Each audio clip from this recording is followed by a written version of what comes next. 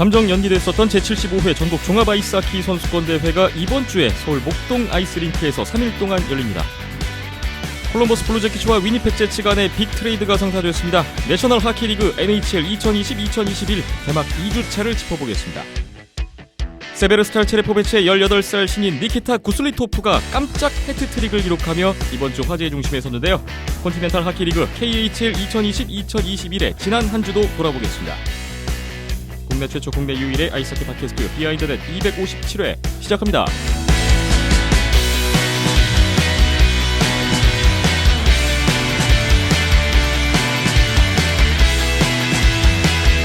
비하인드넷 257회입니다. 1월 26일 화요일 오후에 녹음을 하고 있습니다. 안녕하세요. 김태범이고요. 박김찬 PD와 이현섭 기자 오늘도 함께하겠습니다. 안녕하세요. 안녕하세요. 안녕하세요.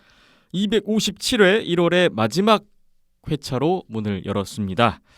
오늘은 국내 소식도 하나 간단하게 전달을 해드릴 거고 KHL, NHL까지 변함없이 다양하게 소식들이 준비되어 있으니까요.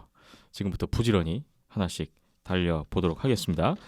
먼저 여러분이 주신 의견 댓글부터 소개해드려야겠죠. 페이스북 남은킴님 1월 20일에 댓글 주셨는데 나 열받네 하셨어요. 이 댓글 남기신 시점이 1월 20일에 LA 킹스가 콜로라도에게 패한 뒤에 달린 댓글인 것으로 확인을 했는데 LA가 개막 3연패에 빠졌던 순간이었죠. 네.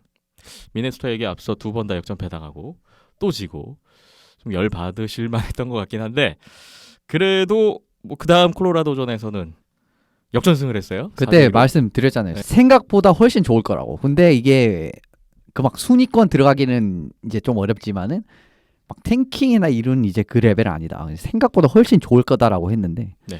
LA 경기를 딱 그 정도인 것 같습니다. 지금 미네소타한테 다 연장패였고 엊그제 또 이겼죠? 그 블루스? 시즌 첫승 이후에는 괜찮아요. 네, 네. 6대 3으로 이제 세인트루이스도 잡는 모습도 나왔고 전반적으로 이제 경기를 막 그렇게 나쁘지가 않습니다. 이제 LA가 진짜 막 답이 없는 수준이 아닌 올해 사실 컨텐더라고 보기는 어렵고 LA가 진짜 잘 풀리면 플레이오프 갈 수 있을 것 같거든요. 이제 그런 좀 희망을 가지고 이제 좀 기대치를 약간 낮춘 상황에서 보시면은 좋을 것 같고 또 이제 좀 저 어린 선수들도 좀 드문드문 튀는 시프트들도 많이 해주고 해서 좀 뭐 LA 미래도 밝은 것 같습니다. 네. 희망을 잃지 않으셔도 되지 않을까 싶고요. 남은킴님이 1월 23일에 하나 댓글도 주셨습니다. 진짜 이번 시즌은 레귤러 패 안 하는 게 정말 중요한 것 같습니다. 근데 디보아 어떻게 될까요? 터콧 플러스 칼리예브는 디보아 루머 있던데 어떻게 생각하십니까? 하셨어요. 말씀드린 대로 지더라도 연장 가서 지는 게 강팀의 조건이다. 그죠? 라는 말씀을 또 한번 강조드리고요. 그거 지금 제일 잘 보여주는 팀이 피츠버그잖아요. 아 그렇죠. 네. 뭐 워싱턴도 마찬가지인 것 같고. 그렇죠. 워싱턴도 있고요. 예. 디보아 트레이드 발표 바로 났어요. 이 댓글 후에. 이따가 NHL 오늘 메인 소식이 바로 트레이드 소식입니다.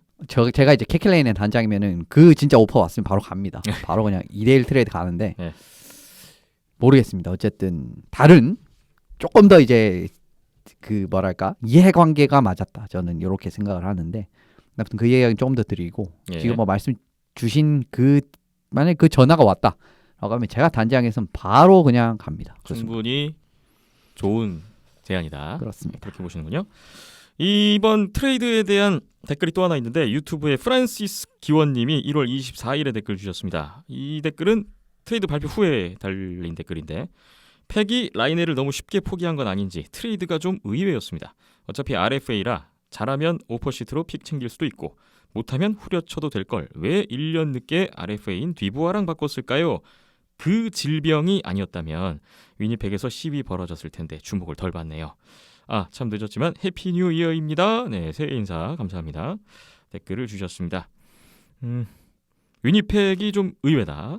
네, 그런 말씀이신데 이따가 이현숙 기자님이 이 트레이드 어떻게 생각하시는지 자세히 준비되어 있습니다. 잠시만 기다려 주시기 바랍니다. 프랜시스 기원님이 다음날 25일 월요일에 댓글 또 하나 주셨습니다. 방금 캘거리전 보고 왔는데 형 카척이 엎어진 캠벨 뒤통수에다 니킥 날리는 본새가 사람 XX 맞나 의심했습니다. 마샹이나 리브스보다 훨씬 더럽네요. 이 동네에서 스포츠 보다가 메이저리그 코리아 이후로 쌍욕 나오는 건 처음입니다. 머리 쪽 보딩 나오면 맥데이비시고 보고 징계 먹이는 리그에서 얘는 작년에 샤이플레이 담근 것도 그렇고 대체 어떻게 저럴 수가 있죠? 위험한 건 모르겠고 정말 좋은 선수라고 인터뷰한 캠벨이 대인배입니다.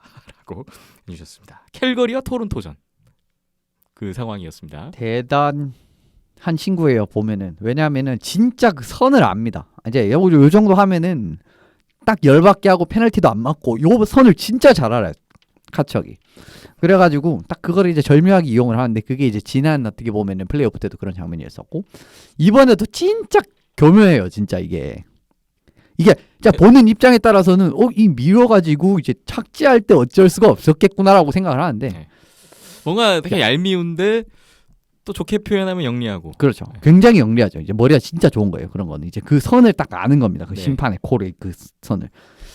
그래서 이제 이겨도 좀 화가 나는 요런 이제 토론토의 상황이었던 것 같은데 그래도 뭐 결과는 이겼으니까 그리고 뭐 캠벨 선수 부상이 만약에 없다고 한다면은 이제 결과가 말해주는 거 아니겠습니까? 근데 좀 토론토가 조금 왔다 갔다 하는 경향이 있어서 에드먼턴전에도 이긴 듯 했다가 지는 경기가 있었고 이런 부분이 그래도 이제 기본적인 전력 자체가 좋기 때문에 좀 기대는 해보셔도 좋지 않을까. 몬트리올이랑 뭐 계속 투탑으로 쭉 갈 것 같은데 어느 쪽이 먼저 힘이 빠질지는 좀 궁금하기는 하네요.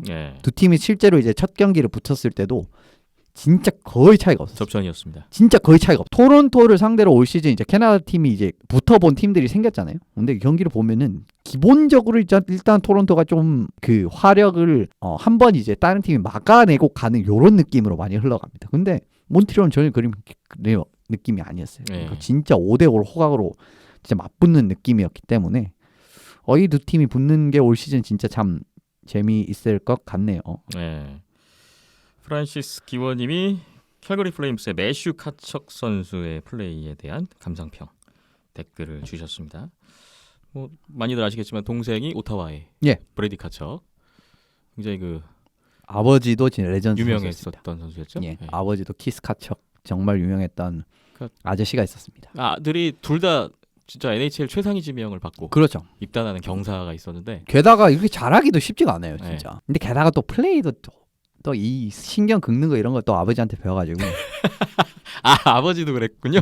좀 아무튼 그런 부분이 거기서 있는데 나온 거군요. 그렇습니다. 어쨌든 지금 NHL 뭐 굴지의 레귤러로 컸기 때문에 둘 다 정말 뭐 잘 됐다라고 할 수 있겠네요. 그렇습니다.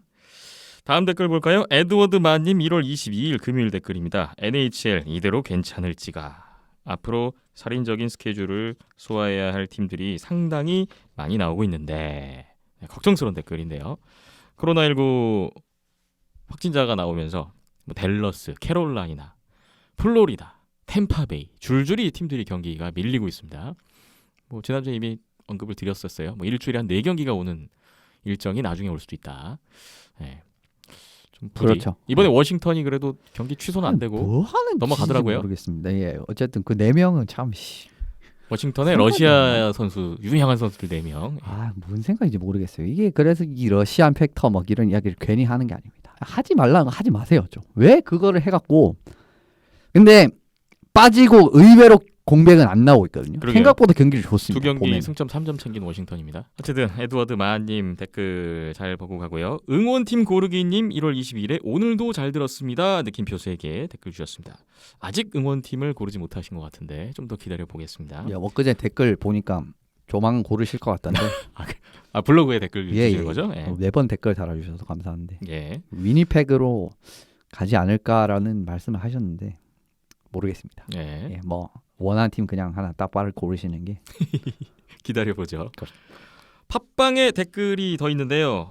북1223님 오랜만에 댓글 주셨어요. 1월 21일 댓글. NHL을 3년째 보고 있습니다. 빠질 수 없는 것이 NHL TV죠. 근데 이 NHL TV에 제가 작년에 고객센터로 메일을 보냈습니다. 메일을 보낸 이유는 VOD를 올릴 때 경기 영상만 편집해서 보여달라는 것이었습니다. 한국에서 NHL을 보는데 한국 시간으론 일하는 시간이라서 밤에 돌아와서 VOD를 자주 본다고 하면서 말이죠. 지금 NHL TV는 편집도 없이 그냥 올리고 있습니다. 너무 불편합니다. 큰 화면으로 보기 위해서 크롬캐스트를 이용하여 TV로 보는데 경기 영상만 보기 위해서 브레이크 타임 때마다 핸드폰 조작을 해야 합니다.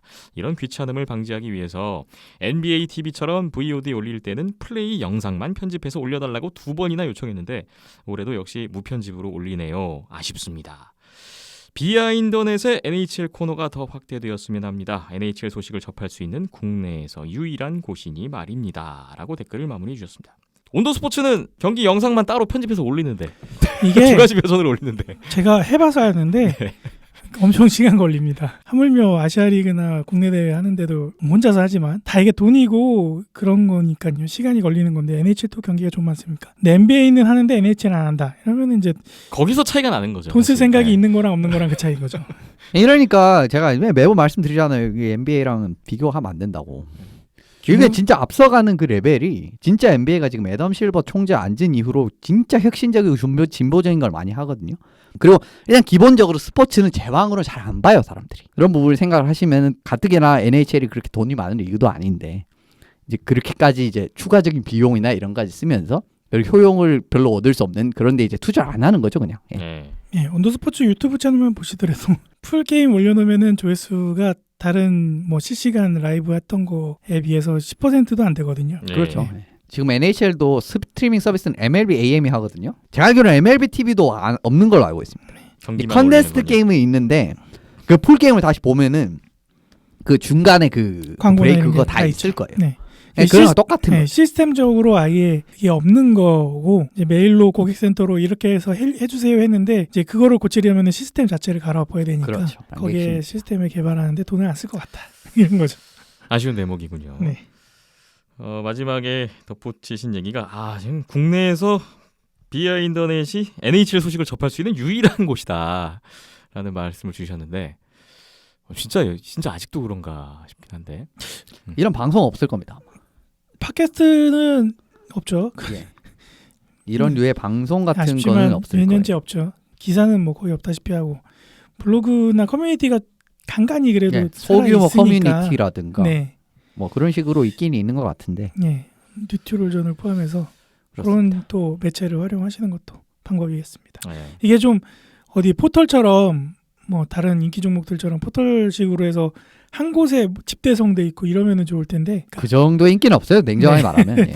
그 돈이 되면은 기업이 다 합니다. 그런 거. 네. 네, 우리나라에서 그 정도 인기는 없는 게 가장 큰 이유입니다. 비인기 종목, 비인지 종목 팬들의 서름이라고도 해야죠. 그렇죠. 예, 자기가 발품 팔아서 정보를 끌어모아야 돼요. 그거밖에 없습니다. 네. 일단 뭐 하고 있으니까 저희라도 주어진 여건 내에서 NHL 이야기를 보다 다채롭게 많이 할 수 있도록 노력해 보겠습니다. 저희도 만약에 뭐 이거 진짜 풀타임으로 해가지고 매번 뭐 그냥 다른 요즘에 뭐 다른 스포츠 채널 같은 거는 그런 거 많잖아요. 맨날 진짜 막 스튜디오에서 녹음해갖고 그냥 팍팍팍 올리고 막 그런 거 많잖아요. 그렇죠. 야구, 축구처럼 그런 수익성이 그렇죠. 나오고 그게 되면 저희도 뭔가 합니다. 저희가 NHL 중계를 하고 그러면은 네. 데일리 프로그램으로 편성이 돼서 매일매일 NHL 소식을 하고 싶네요. 전달하고 싶은 저도 그렇게 살고 싶네요. 꿈이 있죠. 제가- 저희도 그런 꿈을 꾸고 있고요. 예, 저도 그 정도 충분히 할 수 있습니다. 매일 하다못해 이제 제가 물어봤잖아요. MBC에서 NHL 중계하다 말았는데 그거 어떻게 못 가져오냐고. 제가 막 물어봤잖아요. 저희처럼 이제 개인이 운영하는 팟캐스트에서는 감당하기 힘든 금액이더라. 비용적으로. 네. 그렇죠. 네. 여러 가지로 아쉬운 마음을 뒤로 하고 마지막 댓글 소개드립니다. 크래시님 1월 22일 댓글입니다. 오늘도 방송 잘 들었습니다. 버플로 세이버스에는 유독 러시아 선수가 없는 것이 특징 아닌 특징이라는 생각이 문득 들었습니다.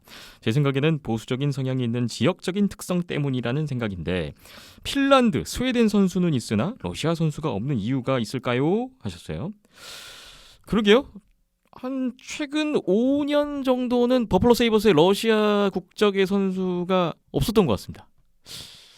이현수 기자님 어떻게 생각하세요? 옛날에 이 진짜 부분에는. 많았습니다. 이게 근데 성공하기 따라서 이제 그 방침이 달라져요.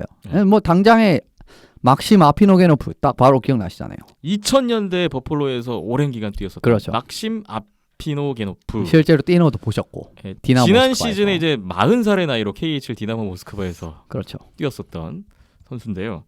근데 그 선수가 이제 가장 뭐 대표적으로 최근에 기억에 남고. 예, 그다음 뭐 드미트리 칼리닌도 있었고 그 전에는 알렉산드르 모길리 뭐 이런 선수들도 진짜 거의 레전드급의 선수들이 있었습니다. 근데 최근 들어서 이제 그 지명했던 러시아 선수들 별로 성공을 못했습니다. 네. 미하일 그리고렌코. 그다음에 2014-15 시즌에 버플로에서 뛰었었어요. 예, 그리고 그 자도로프. 니키타 자도로프. 네, 니키타 자도로프 도 있었고 여러 선수들이 있었습니다. 그러니까 최근 2000년도 이후에도 두 선수 다 지금 NHL에서 뛰고 있어요. 그렇습니다. 1라운드 지명됐어요. 심지어. 네. 그다음 드미트리 쿨리코프 이런 선수들도 있었고 전반적으로 선수들은 있었어요. 근데 버펄로에서 성공을 못했습니다. 이 선수들이. 그러니까 버펄로가 2012년 1라운드, 2013년 1라운드. 그러니까 2년 연속으로 그리고렌코 자도로프 1라운드에서 러시아 선수를 뽑았는데 기대 이하였고 버펄로에서 별로 재미를 못 봤어요. 자리 못 잡았거든요. 예. 그리고 그땐 다른 팀으로 떠났습니다. 예. 근데 다른 팀에 가서 잘했죠.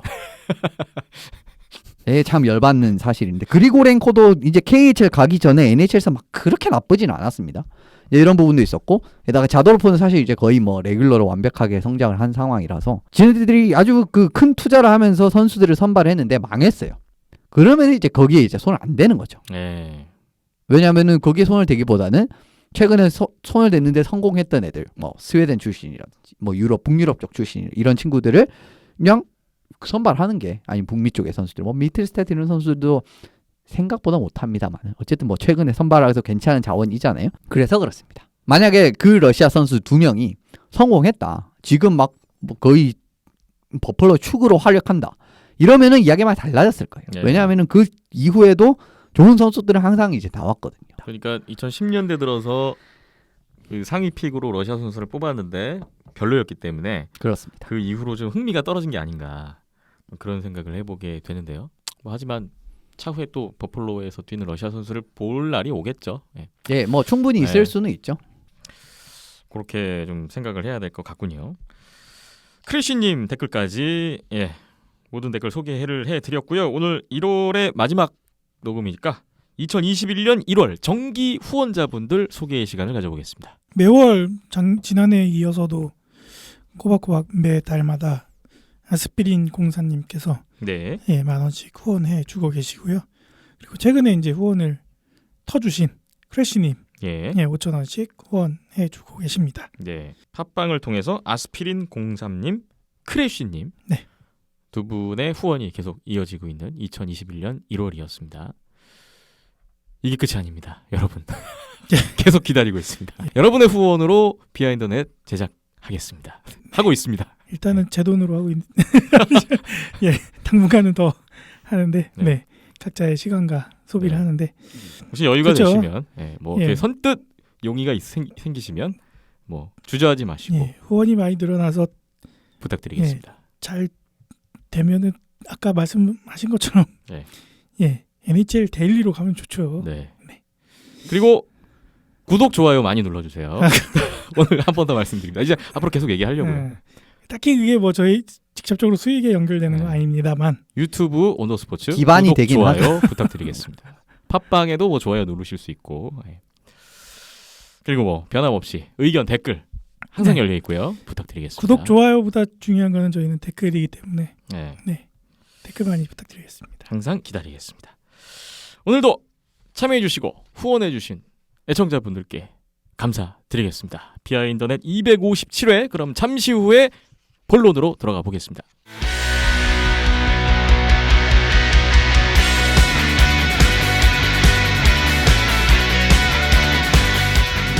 오늘 첫 번째 소식은 국내 대회 소식입니다. 제75회 전국 종합 아이스하키 선수권 대회가 원래는 12월 말에 개최 예정이었다가 잠정 연기가 됐었고요. 1월 말에 개최하는 것으로 재발표가 났죠.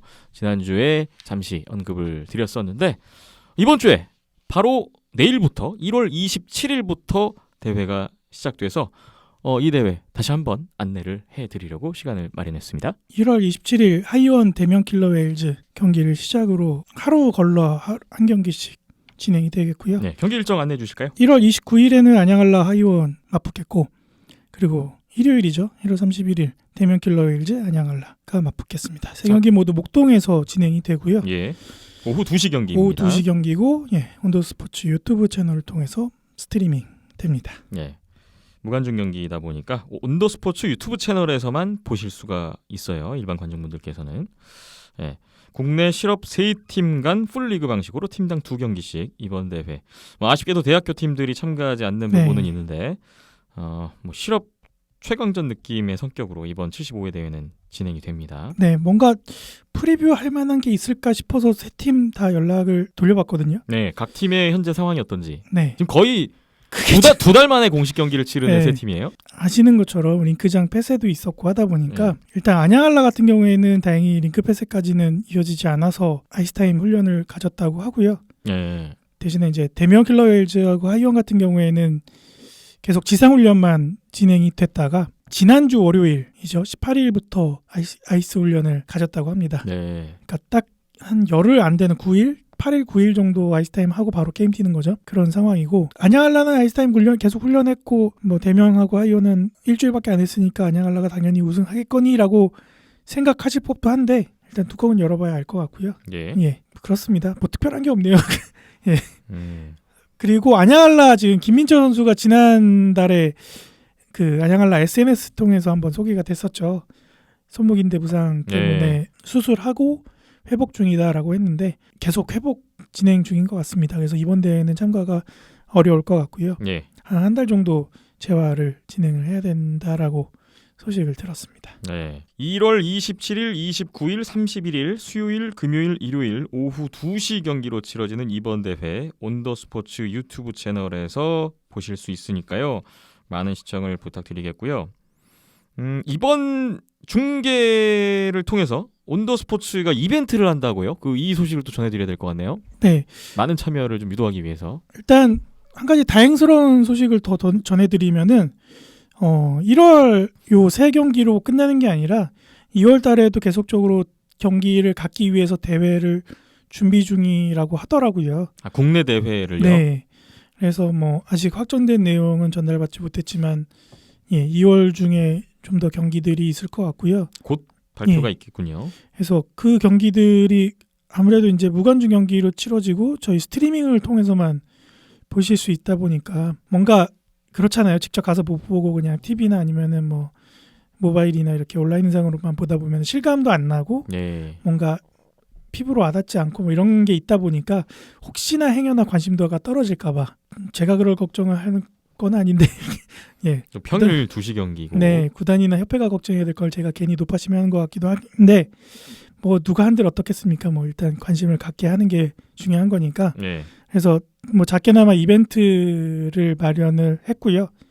어떤 내용인가요? 경기를 보시고 스트리밍을 통해서 경기를 보시고 나서 페이스북이나 아니면은 뭐 인스타그램이나 아니면은 저희 뭐 유튜브 채널 쪽이나 뭐 경기 관람 후기를 남겨주시거나 네. 아니면은 내가 이렇게 경기를 봤다라고 인증샷을 인스타그램을 통해서 그 있잖아요. 골뱅이 해가지고 네. 스포츠.tv 적어놓는 거 그렇게 해서 인증을 남겨주시면은 추첨을 통해서 제 사비가 됐든 그 어떻게 참여자분들이 적으면 추첨이 필요 없는 거고요. 그쵸. 참여자도 적은데 참여한 게 성의가 너무 없어. 이러면은 그것도 좀 문제가 될 수 있을 것 같고요. 아무튼 성의 있는 참여 속에서 몇 분이 됐든 많으면 추첨을 통해서 없으면은 있는 분들 다 해서 어떻게든 선물을 마련해서요. 저번에 마스크 제작한 것도 좀 남아 있고요. 네. 뭐- 마스크뿐만 아니라 다른 것도 있다고 합니다. 뭐 구단에서 삥을 그런 거 아니지만 네. 예 구단에서 어떻게 구호를 하든 아니면 제 돈 주고 사든 뭐 이렇게 해서라도 선물을 드릴 수 있도록 하겠습니다. 그래서 많이 관심 가져주셨으면 좋겠고 직접적으로 선수들한테 이렇게 응원의 목소리가 가지 않잖아요. 네. 예 그러니까 댓글을 통해서 선수들도 경기 끝나면은 저희 채널에 와가지고 자기가 경기 뛴 거 다 보거든요. 그렇습니다. 근데 경기만 보는 게 아니라 이렇게 스크롤 내려다 보면은 댓글도 본단 말이에요. 그렇죠. 근데 댓글이 아무것도 없으면은 그리고 조회수도 안 나오면은 선수들도 많이 상처를 그 골 클립 영상에 막 멋지다 이런 그렇죠, 댓글 달리면 그렇죠. 또 이제 선수들은 네. 또 기분 좋아지는 거고. 그런 응원 댓글도 좋을 것 같고요. 팀 응원, 뭐 이 선수 나 응원한다. 아니면 이 선수 이 경기 오늘 어땠더라. 이렇게 한마디 남겨주시는 것 자체만으로도 응원의 표현, 뭐 관심의 표현이니까요. 많이들 참여해 주시면서 뭔가 좀 복작복작한 분위기가 있었으면 좋겠습니다. 네. 예, 상황이 어렵다고 뭐 계속 속으로 쿵쿵 싸매는 것보다는 어떻게라도 좀 표현할 수 있는 창구가 필요하지 않을까 생각이 드네요. 네. 경기 시청 독려 이벤트입니다. 온더스포츠 유튜브 채널에서 딱히 그렇게 중계되는 타이틀을 정한 건 아닙니다만. 예. 이번 그 국내 대회부터 해서 시청하신 분들께서 경기 시청 후기, 관람 후기를 댓글로 남겨주시거나 혹은 경기 보신 것을 인스타그램을 통해서 인증샷을 남겨주시면 네. 상품을 드릴 수 있는 시간을 준비해 보겠습니다. 일단 이번 주에 새 게임 보시면서 참여해 주시고 또 2월 달에 대회가 생기거나 준비가 되면은 그때 한 번 더 공지를 드리고 참여하실 수 있게끔 준비하겠습니다. 네. 제75회 전국 종합 아이스하키 선수권 대회 여러분 많은 관심을 부탁드리겠습니다. 비하인드는 257회 잠시 후에 NHL 이야기를 풀어보죠.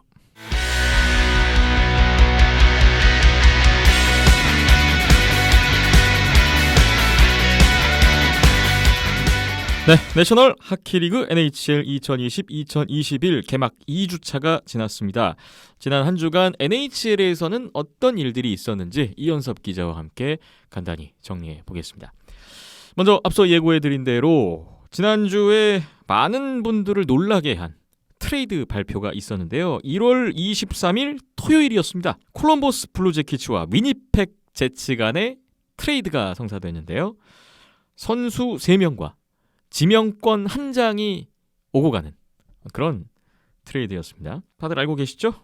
콜럼버스는 위니펙으로부터 파트릭 라이네, 잭 로슬로빅 이렇게 2명의 선수를 받게 됐고 위니펙 제츠는 콜럼버스로부터 피에르 릭 디부와 여기에 2022년 3라운드 지명권을 받는 이런 트레이드 발표가 있었습니다. 이 트레이드를 두고 지금 많은 분들이 뭐 놀라움과 함께 의아함과 함께 여러 가지 지금 감정들이 교차되고 계신 것 같은데 이게 어떻게 된 일인지 뭐 자세한 내용을 하나씩 좀 살펴보려고 해요. 올 시즌 개막 후로 따지면 이제 두 번째 트레이드예요. 패터린이랑 콜. 이안 콜 트레이드가 한 번 있었고요. 예, 패터린 오늘 웨이버 공식 올라서 아무튼 그렇습니다. 네. 그 두 번째 트레이드가 됐는데 시즌 시작부터 좀 어수선한 분위기를 조성했었던 요 두 선수가 뭔가 냄새는 계속 있었어요. 그렇습니다. 좀 트레이드 됐는데 2016년 드래프트 전체 2순위 지명자, 3순위 지명자 요게 바뀌었습니다. 그리고 최상위 픽 두 선수를 서로 맞바꾸는 그렇죠. 이런 트레이드입니다. 이건 나이 생각하면 지금 이제 딱 전성기 들어간 자원들이거든요. 그렇기 때문에 더 놀라운 트레이드라 할 수 있을 것 같고요. 두 선수 다 이제 불만족스러운 부분이 있었습니다. 그래도 이제 뭐 라인에도 뭐 미디어데이 때 뭐 내 지금 여기 있잖아 이런 식으로 인터뷰를 했고 그리고 디브아도 결국 이제 시즌 전에 2년 연장계약 딱 맺었단 말이에요. 예. 그러면서 팀에 잔류를 했다 하면서 뭔가 올 시즌은 뭐 어떻게 돌아가겠구나 했는데 갑자기 토토렐라 감독이 아직 걔 나가고 싶어 하는데 이런 이야기가 나오고 개막 전이었는데요. 직전이었는데 토토렐라 감독이 이제 공개적으로 얘기를 했어요. 그렇습니다. 디보아가 팀을 떠나고 싶어 한다. 이런 얘기 나오면서 네. 또 이제 재점화가 되는 또 그런 이제 장면이 있었습니다. 네. 뭔가 이 선수들이 팀에 좀 융화가 잘 안 되고 뭔가 떠날 조짐이 조금씩 이제 보이는 것이 누적되어 가고 있던 상황이었는데 예. 근데 이제 이 상황에서 결정타가 하나 있었죠. 21일 템파베이전이었는데 태업성 시프트를 해버립니다. 디브아가. 진짜 그 시프트를 처음부터 끝까지 쭉 봤는데 뭐 하는 거지 생각밖에 안 들었어요. 설렁설렁 타고 자기보다 훨씬 키 작은 타일러 존슨이랑 경합을 하는데도 퍽을 뺏으려는 의지도 안 보이고 네. 뭐 대충 탑니다. 그러면서 1피리어드 때 이 장면이 나왔는데 그 뒤로부터 토토렐라 감독이 기용을 안 시켜버립니다. 그래서 요 경기 아이스타임이 3분 55초였어요. 예. 1라인 센터였는데. 이제 감독과 선수 간의 신뢰가 완전히 깨져버리는.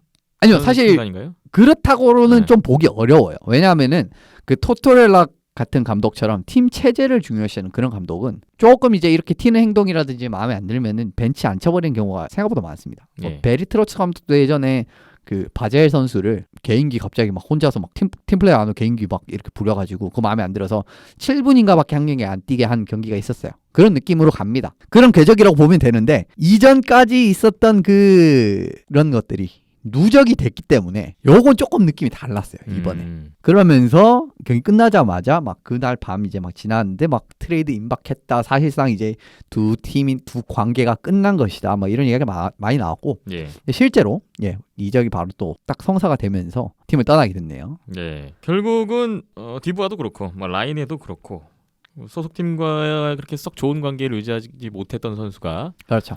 팀을 떠나게 되는 결과를 맞이하게 됐는데요. 이해관계가 어쨌든 맞았다라는 겁니다. 이제 팀이 현재 팀과 좀 불만이 있는 거는 뭐 자명한 사실이었기 때문에 네. 그 두 선수를 골자로 한 트레이드가 됐고요. 다른 팀들도 당연히 디부아 정도 자원되면은 많이 이제 그 영입하고 싶어 하죠. 뭔가 이제 이 선수가 이 팀을 떠나고 싶어하는 것 같고 뭐 분위기가 그러니까 그렇죠. 뭐 다른 팀들에서도 한번 들이댄 건 있었을 것 같아요. 예, 뭐 몬트리올이 좀 저 대표적인 팀인데 올해 또 어. 괜찮고 팀이 올해 좀 상당히 좋은 모습이 전반적으로 나오고 있고 그리고 이 또 프랑스 캐나다인의 사적으로 못 쓰는 구단이 몬트리올 캐네디언스입니다. 옛날에 뱅상 르카발리에 선수가 이제 그 이 템파에서 뛰다가 이 선수가 트레이드 설이 딱 났을 때 아주 그 강력하게 링크가 났었던 팀이었어요. 예. 결과적으로 안 됐지만 아무튼 당연히 디부아도 노렸는데 웬일로 이성적입니다. 원래 이렇게 이성적인 팀이 아니었는데 몬트리올이 네. 스즈키, 로마노프, 코트카니엠이 요거 3명 못 준다라는 이야기가 있었어요. 예. 그러면서 당연히 근데 뭐 콜럼버스 입장에서는 요 3명 중에 진짜 2명을 원할 수도 있는 거거든요. 근데 안 했다. 근데 제 생각에 솔직히 말씀드리면 그냥 코트카니엠이랑 플러스 해가지고는 보냈으면 괜찮았을 것 같다라는 생각이 듭니다. 예. 왜냐하면 결과적으로 성장 기대치가 디버가 코트카니엠보다 더 크거든요. 그런 거 생각하면 그런데 아무튼 그렇다라는 거. 몬트리올과 이야기는 있었으나 서로 예. 최종적으로는 카드가 맞지 않았군요. 예, 이 맞지 않았고 이제 중요 선수를 어린 선수들 코어를 패키지에 포함하는 거를 거부했다라는 부분이 있었고요. 뭐 어쨌든 뭐 디부아로서는 뭐 프랑스계 캐나다인 뭐 캐나다 팀으로 갔어요. 뭐 그렇죠. 그런 거는 뭐 가자마자 뭐 이미 뭐 내 집에 온 것 같다 이런 얘기를 하기도 했었던데요. 그 가족들도 거기 살고 있고 네. 그 아버지가 그 위니펙 제츠 AHL 팀의 매니토바 무스의 어시스턴트 코치입니다. 아 그래서 이제 뭐 가족 친구들이 많아요. 그 동네. 그리고 올 시즌 같은 경우에는 캐나다에서만 경기를 하면 되니까 그렇죠. 예. 뭐 그런 이점도 있고요. 뭐 그래서 뭐 막 문자 메시지 이런 거 많이 받았다 뭐 이런 좀 쓸데없는 이야기를 하던데 아무튼 집에 돌아가게 됐습니다. 여러 의미로 집. 네. 자 이렇게 해서 뭐 이제 디부어와 라이네가 워낙 이제 빅네임 선수들이다 보니까 큰 골자로 이루어진 트레이드인데 잭 로슬로빅과 이제 3라운드 지명권도 같이 포함되어 있습니다. 이렇게 되면 위니펙과 콜럼버스 두 팀이 이제 어떤 생각으로 이걸 영입을 했는가? 두 팀에게 긍정적인 영향이 있을 것인가, 부정적인 영향이 있을 것인가 앞으로를 좀 봐야 되는데요. 계산서를 두드리실 분들이 많겠죠. 이현숙 기자님은 이 트레이드를 좀 어떻게 평가하고 계신지 궁금합니다. 전 냉정하게 말씀드려서 두 팀 모두에 있어서 그렇게 썩 좋은 딜인 것 같진 않아요. 두 팀 다 그렇게 긍정적으로 보이진 않는다. 예, 그냥 이해관계가 맞아서 진행된 딜일 뿐입니다. 네. 저는 이렇게밖에 안 보입니다. 왜 그러냐? 위니펙 같은 부분은 지금 현재 부족한 데는 수비진이거든요. 버플린 갑자기 개인적인 사정으로 빠졌죠. 그다음에 트라우바 뉴욕 레인저스를 이적해버렸죠. 마이어스도 그 밴쿠버를 이적한 게 불과 한 2, 3년 만에 다 일어난 일입니다. 근데 이 친구들이 탑4였어요 옛날에. 예. 다 빠졌단 말입니다. 근데 지금 그 선수들이 제대로 그 공백을 100% 이제 게다가 올해 쿨리코프도 빠졌어요. 작년에 쿨리코프 꽤 잘 써먹었는데 근데 그러면서 이 일부 자원들이 딱 빠졌는데 그거 이제 만회할 만한 영입이 있었느냐? 솔직히 없었거든요.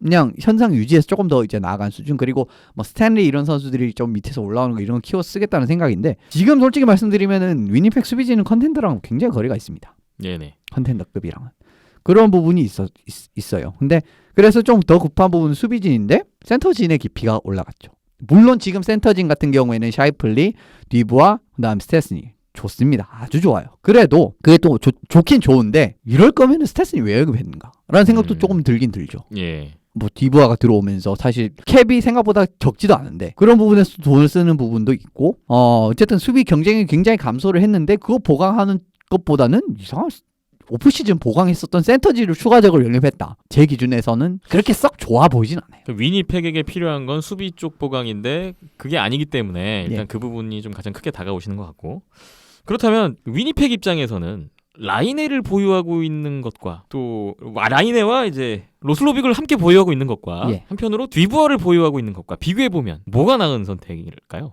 솔직히 뭐 그렇게 큰 차이가 있나라는 생각이 듭니다. 그것도 별 차이가 없다. 왜냐하면 결과적으로 공격수의 윙 2명을 이제 로슬로빅 선수 센터를 볼 수는 있지만 그 메인 포지션 윙이거든요. 윙어 2명을 센터 하나로 바꾼 거예요. 결과적으로. 근데 이거는 어쨌든 공격이랑 결부되어 있는 사실이잖아요. 예. 그리고 라이네 같은 부분은 파워플레이라든지 슛 옵션이 으로 팀에 굉장히 큰 힘을 불어줄 수 있는 존재이기 때문에 가치가 있습니다. 생각보다. 예. 게다가 앞서 말씀드렸듯이 이번 오프 시즌에 당장 스테스니 데리고 왔잖아요. 그러면서 이리안 센터 데려왔잖아요. 근데 굳이 여기에 디부아까지 굳이 여기에 디부아까지? 물론 경쟁력 자체는 올라가는 것은 당연한 이야기지만 굳이 이런 선택을 했어야 했나라는 의문이 들 수 있는 거죠. 네. 예. 그러니까 트레이드 했을 때 효용도가 진짜 100이면은 제가 봤을 때는 100까지 안 가는 것 같거든요. 이번 딜 같은 경우는 두 팀 모두에게. 네.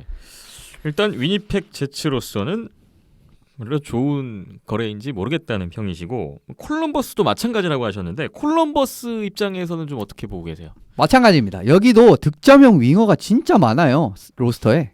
근데 왜 굳이 또 득점형 굳이 윙어를 라인을. 2명을? 여기에 왜 굳이 라인에까지? 득점형 윙어가 이렇게 즐비한데 왜 굳이 여기에다가 라인이랑 로슬로빅을 2개 더 했느냐? 이런 생각이 들긴 됩니다. 솔직히 말씀드리면. 네. 이제 오히려 여기는 지금 센터가 빠졌으니까 센터가 필요했거든요. 근데 그런 게 없었습니다. 오히려 센터진은 약해졌고 그리고 도미가 생각보다 지금 콜럼버스 체제에 그렇게 잘 적응하는 모습이 안 나오고 있어요. 예. 그렇기 때문에 조금은 좀 센터진의 경쟁력이 너무 떨어진 게 아닌가. 그리고 득점 윙어 비어크스트란드, 푸디, 그다음에 택시에도 뭐 그냥 득점형 센터나 윙어로도 이제 기용이 가능하고 진짜 많거든요. 그리고 뭐 애킨슨, 폴리노 물론 이제 이것도 마찬가지로 라이네가 들어오거나 로슬로빅이 들어오면은 1, 3라인이나 전반적으로 화력이 증가하는 건 사실입니다. 근데 네. 아까 말씀드렸듯이 진짜 베개 효용이라고 하면 전 솔직히 말씀드리면 두 팀 다 베개 효용까지는 안 나온 것 같거든요. 왜냐하면은 진짜 필요한 부분을 못 채웠기 때문에 이런 부분이 있다. 그리고 이 콜럼버스 예외는 아니다라고 말씀을 드릴 수 있을 것 같고요. 예. 뭐 한 번 더 말씀드리지만 두 팀에게 이제 선수 기량 자체로 잘 풀릴 가능성은 당연히 있습니다. 왜냐하면 디버와 같이 1, 2라인 센터 보는 자원 같은 경우에는 그렇게 실패할 가능성이 크지가 않아요. 어느 팀에서나 탐낼 만한 자원이에요. 예. 그런 부분이 있고 그리고 라이네 같은 경우에도 의외로 콜럼버스 체제에서 잘 풀릴 수 있는 부분은 뭐냐면 이 부분을 언급을 드리고 싶은데 유카의 야로넨 감독 기억하십니까? 예. 핀란드. 핀란드 대표팀 예. 감독이었던 야로넨 감독. 지금도 대표팀 예. 감독이죠. 그리고 예. 지금도 다시 대표팀 감독이고 요케르 텔신키 감독도 있고 스카 감독도 있고 이런 굉장히 이제 팀 체제와 진짜 핀란드스러운 하키를 진짜 귀신같이 하는 감독입니다. 예. 그 말은 수비적인 컬러의 하키를 구사하는 감독이라는 거죠. 근데 라이네가 진짜 제일 스포트라이트를 많이 받았던 그 해는 이제 월드 주니어 챔피언십에 나왔던 2016년, 15년인가 아무튼 뭐 그때였습니다. 예. 정확한 연도 기억이 안 나는데 어쨌든 월드 주니어 언더 20 월드 챔피언십 시절이었습니다. 근데 그때 감독이 야로넨 감독이었어요. 예. 야로넨 체제에서 빛을 발했던 라이네요. 잘했었습니다. 예. 그러니까 수비적인 그 체제를 구사하는 감독에서 잘했단 말이에요. 근데 토토렐라 감독도 기본적인 체제는 마찬가지거든요. 팀 수비적인 체제 요거거든요. 그렇기 때문에 생각보다 좋은 모습을 볼 가능성은 있습니다. 네. 그러니까 잘 녹아들 가능성 충분히 있고요. 그리고 러슬로빅 같은 선수들도 참 전반적으로 이제 스포트라이트는 굉장히 많이 받지는 못하지만 충분히 좀 가치 있는 자원이에요. 전반적인 득점력이라든지 스케이팅이 열심히 타고 이런 부분은 확실히 토틀라 체제에도 좀 잘 먹힐 그런 가능성이 있다라는 부분이 있기 때문에 어쨌든 개인적으로는 새로운 팀에서 잘 풀릴 가능성이 높습니다. 그런데 앞서 말씀드리지만 이 트레이드를 제가 그렇게 좋지 않게 보는 부분은 진짜 부족 부분을 보완하지 않았다라는 점 요거 하나예요. 네. 아까 댓글에서 나왔었던 RFA 문제에 대해서는 어떻게 보세요?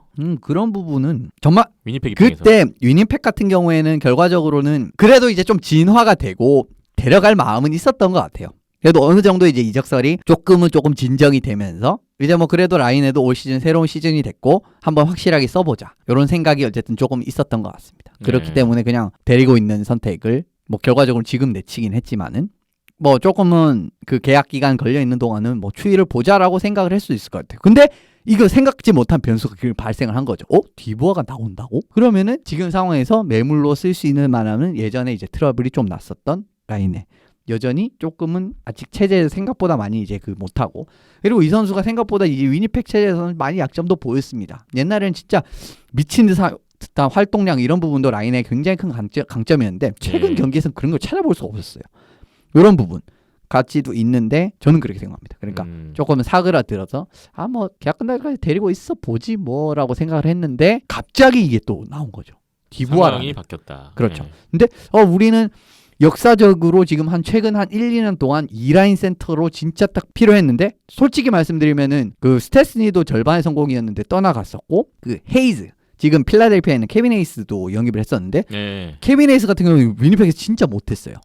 그런 부분에서 샤이플리 보완할 만한 센터가 필요한데 근데 갑자기 나온 겁니다. 디보아라는 제 생각에는 그냥 피치를 올렸다라고밖에 해석을 할 수 없을 것 같아요. 그렇게 보고 계시군요. 자, 이 선수들이 팀을 옮겼고 이 팀에서의 어떤 모습이 나타날지 궁금해집니다. 이 선수들이 출장을 새로운 팀에서 언제쯤 출장할지가 좀 주목되는데요. 예, 지금 코로나 때문에 합류 시기 같은 부분도 문제가 될 수 있는데 앞서 말씀드렸듯이 그 지역 쪽에 그런 뭐랄까 그 관계 당국이라고 하겠습니다. 예. 그쪽에 이제 그 정책의 영향을 받을 수밖에 없어요. 선수들이 국경을 넘었어요. 그렇습니다. 이제 뭐 콜럼버스 같은 경우는 오하이오주가 될 거고 일단 기본적으로 매니토바에 있는 위니펙 같은 경우는 일단은 캐나다 쪽. 네. 이 보건 당국 이쪽에 이제 그를 받는데 콜럼버스 같은 경우에는 보니까 48시간 이내에 2번 검사해가지고 음성 반응 나오면 그냥 바로 갈 수 있습니다. 네. 그래서 로슬로빅이 화요일 경기에 나올 수도 있다. 내일 이제 녹임일 기준으로 그 다음날 경기. 네. 근데 아직 로슬로빅이 이번에 그 아직까지 RFA 계약을 안 하고 있었거든요. 그래가지고 이번에 콜럼버스 트레이드 되면서 계약을 해서 지금 올 시즌은 출장을 안 했습니다. 그래서 연습 조금 더 해서 한다는데 벌써 이미 연습에 로슬로빅을 합류를 했고요. 예. 라이네 같은 경우에는 좀 비자 문제가 있다고 합니다. 아. 그래서 빠르면 이번 주말 아니면 늦으면 다음 주. 지금 두 선수 모두 이제 코로나 프로토콜에서 빠졌습니다. 그 명단에서 빠졌어요. 그러니까 48시간 내에 둘 다 음성 나왔다는 거죠. 2번 다 음성이 나왔다는 겁니다. 그래서 라인에는 조금 이제 뭐 다음 주 초쯤 될 가능성이 있고 로슬로빅은 당장 합류했는데 몸 상태가 아직 경기 뛰는 몸 상태가 아니기 때문에 좀 조율하고 있다라고 해석하시면 될 것 같아요. 그렇군요. 디부아 선수는 외국에서 캐나다에서 들어오면은 14일 동안 격리가 원칙입니다. 예. 예. 근데 지금 구단에서 7일로 낮춰달라고 요청을 한 상황입니다. 네. 그래서 요 당국 캐나다 관계 당국 보건 당국의 결정에 따라서 7일로 이제 그 격리가 낮춰질 가능성이 있어요. 그게 또 어떻게 보면 왜 예외를 주냐라고 생각할 수 있는데 예외가 아닌 게 NHL 같은 경우는 주기적으로 계속 검사를 하잖아요. 예. 예. 그런 부분에서 어떻게 보면 좀 참작의 여지가 있을 수 있다는 거죠. 그리고 듣기로 뭐 전용기로 데려왔다는 말도 있는데 아무튼 그 부분은 좀 아주 확실하진 않고요. 어쨌든 간에 지금 NHL 같은 경우는 계속 지속적으로 검사를 하고 있고 막 경기 끝나면 또 검사하고 또 검사하고 이러니까 이제 일반 그런 그 이제 외국인이 입국을 하는 느낌이랑은 좀 다른 네. 타국에서 입국을 하는 거랑은 좀 다른 느낌이기 때문에 좀 정상 참작을 해서 7일로 줄여달라라고 한 거. 옛날에 지금 또 하키 팬들 기억하시는 부분은 요케르 헬싱키와 비슷한 거 있었습니다. 네. 요케르 헬싱키가 첫 그 코로나 확진자 나와가지고 다 그 격리에 들어갔을 때 2주간 격리에 들어갔을 때. KHL 쪽에서도 줄여달라고 이야기를 했었어요. 네네. 그래서 줄여졌었죠 실제로. 그래서 뭐 좀 줄여주면은 더 일찍 보는 거고.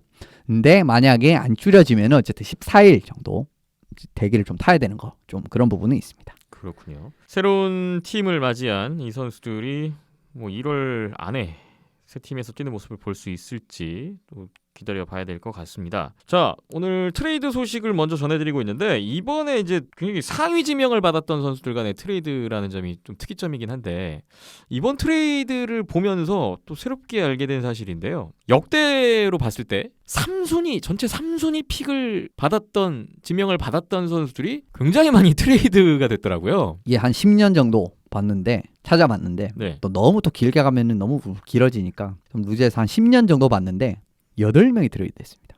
10년간 8명이나 예. 3순위 지명을 받았던 선수들이 그 팀을 떠나게 됐어요. 예. 원래 소속팀에서 야, 지금 10명. 그럼 만약에 근데 10년 전 같은 경우는 시간이 많이 지났잖아요. 예. 그래서 그럴 수 있다라고 생각을 하는데 그것도 재밌는 게 뭐냐면은 이 8명이 그 UFA 신분을 획득하기 전에 떠났다라는 겁니다. 네. 그런 부분도 또 재밌는 부분이에요. 그러니까 연을 이렇게 쭉 안 채웠고 그냥 떠났다라는 거죠. 그러니까 트레이드 됐다는 지명된 거죠. 팀에서 오래 머물지 못하고 그렇죠. 비교적 빠른 시기에 팀을 옮기게 된 그런 예. 케이스인데요. 2007년에 칼 터리스 선수, 지금 에드먼턴에 있는 선수인데 트레이드 됐었고 2018년에 지금 토론토에 있는 잭 버거시언 선수 3순위였는데 트레이드 됐었고요. 2009년에 맷 듀체인 선수 트레이드 됐었고요. 그리고 2010년에 에릭 구드브랜슨 선수가 있었는데 이 선수도 트레이드가 됐었고 그다음에 2011년에 조나탄 위베르도 선수는 지금 플로리다에 남아 있습니다. 네. 2012년에 알렉스 갈체뉴크 선수 있었는데 지금 이 친구는 왔다 갔다 하면서 난리가 났죠. 오타와에 있습니다. 2013년에 조나탄 드루행 선수 있는데 이 친구 템파에 지명이 됐는데 그 세르가초프 선수랑 트레이드가 됐었죠. 예. 그리고 2014년은 뭐 레온 드라이자이트는 트레이드를 할 수 없고요. 2015년에 뭐 이거 드라이자이트 솔직히 모릅니다. 뭐 어떻게 될지 모르는데 어쨌든 아직 트레이드 안 됐다. 그리고 2015년 딜런 스트롬 선수 트레이드 됐죠. 네. 애리조나에서 시카고로. 2016년 디버아 선수가 트레이드가 됐습니다. 야, 10년 동안 8명이 빠르게 팀을 옮겼는데 3순위면 우리 최상위 픽인데. 3순위면 진짜 앞으로 10년을 짊어지고 갈 인재라고 보고 뽑는 거예요. 네. 근데도 지금 이렇게까지 결과 나오는 게 이게 좀 재밌었습니다. 이 종합을 해보면서 공교롭게도 진짜 공교롭게 이런 결과들이 이어지고 있는 3순위 지명에서 좀 나오고 있군요. 지금 3순위라고 하면 진짜 크잖아요. 왜 사진도 1, 2, 3, 3명만 찍잖아요. 이러면서 4순위, 5순위하고는 확실히 좀 느낌이 다르긴 그죠? 해요. 다르거든요. 아 근데 이렇게까지 많이 이적을 하나? 라는 생각이 듭니다. 2017년 이후에 3순위 선수들도 결과도 한번 또 볼 필요가 있겠군요. 그렇습니다. 네. 뭐 그 친구들은 아직도 너무 어리니까 네. 아직까지는 이제 좀 더 지켜봐야 되는데 벌써 지금 2016년까지 2010년까지 8명이 나갔다라는 거는 이건 좀 의미하는 바가 있는 것 같습니다. 예. 한 번 더 생각을 해보게 됩니다. NHL 소식 아직 끝나지 않았습니다. 잠시만 쉬었다가 NHL 이야기 계속 이어가 보겠습니다.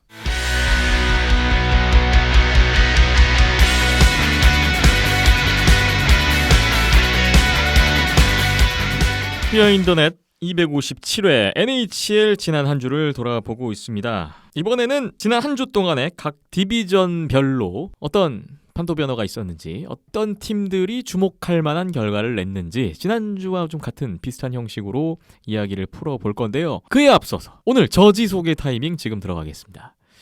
오늘은 79번 몬트리올 캐네디언스의 저지를 입고 나오신 이현석 기자님인데요. 예. 어떤 의미인가요? 소개 부탁드리겠습니다. 그냥 몬트리올 잘해서 골랐고요. 몬트리올이 올 시즌 현재까지 아주 잘 나가고 있습니다. 아주 좋습니다. 지금 원정 6연전이었는데 4승 2패. 4승 2연장패. 그러면 100점에 가까운 결과가 아닌가. 스코샤 노스 디비전 선두를 달리고 있는 몬트리올 저 캐네디언스예요. 경기력이 정말 대단합니다. 네. 진짜 올 시즌 몬트리올은 올해 진짜 해야 된다. 올 시즌이 기회다라는 말씀 또 한 번 드립니다. 물론 내년에도 가능성은 있어요. 근데 올해는 진짜 판이 깔렸습니다. 앞서 말씀드렸듯이 올 상대 전적에서도 압도적인 올 팀. 시즌에 최소한 플레이오프 세미파이널까지 갈 수 있는 기회다. 그렇죠. 근데 또 거기까지 가면 디비전을 뚫을 수 있다. 이제 거기까지 가면 모릅니다. 네. 그때부터는. 저 세미파이널까지 가면 모릅니다. 거기서까지 뚫어서 디비전 뚫어내면은 또 모릅니다. 그때부터. 그렇기 때문에 몬트리올 올해 지금까지 아주 만족스럽다라고 네. 말씀을 드리고 싶어서 근데 누군가요? 안드레이 마르코프라고 안드레이 굉장히 마르코프. 유명한 수비수입니다. 러시아 출신의 수비수인데요. 그렇습니다. 굉장히 유명한 수비수고요. 몬트리올에서 굉장히 오래 뛰었습니다. 언제적 선수죠? 정확하게 기억이 안 나는데 굉장히 최근까지 뛰었었습니다. 네. 근데 이제 말년돼서 기량이 좀 떨어져서 진짜 말년 막 38살이었던가 그때 이제 KHL 다시 넘어갔다가 아크바르에서 우승도 또 한 번 하고 다시 돌아올라 했는데 안 됐죠. 이제 제대로 안 풀려서 이제 그렇게 좀 은퇴 비슷하게 하게 됐는데 아무튼 그 뭐 몬트리올에서는 거의 레전드에 가까운 선수라고도 할 수 있죠. 이 선수가 또 10년 이상 뛰면서 캐나다 시민권도 갖고 있는 걸로 알고 있습니다. 예. 그렇기 때문에 그 이중 국적자예요. 지금 네네. 러시아, 캐나다. 아무튼 그런 부분이 있고 뭐 공격, 수비 뭐 다 많은 역할을 맡길 수 있는 그런 수비수 중에 한 명이었습니다. 몬트리올 캐네디언스에서 뛰었던 안드레이 마르코프 선수의 저지를 입고 오늘 NHL 디비전별 판도 이야기 시작해 보겠습니다. 먼저 혼다 웨스트 디비전부터 살펴보겠습니다.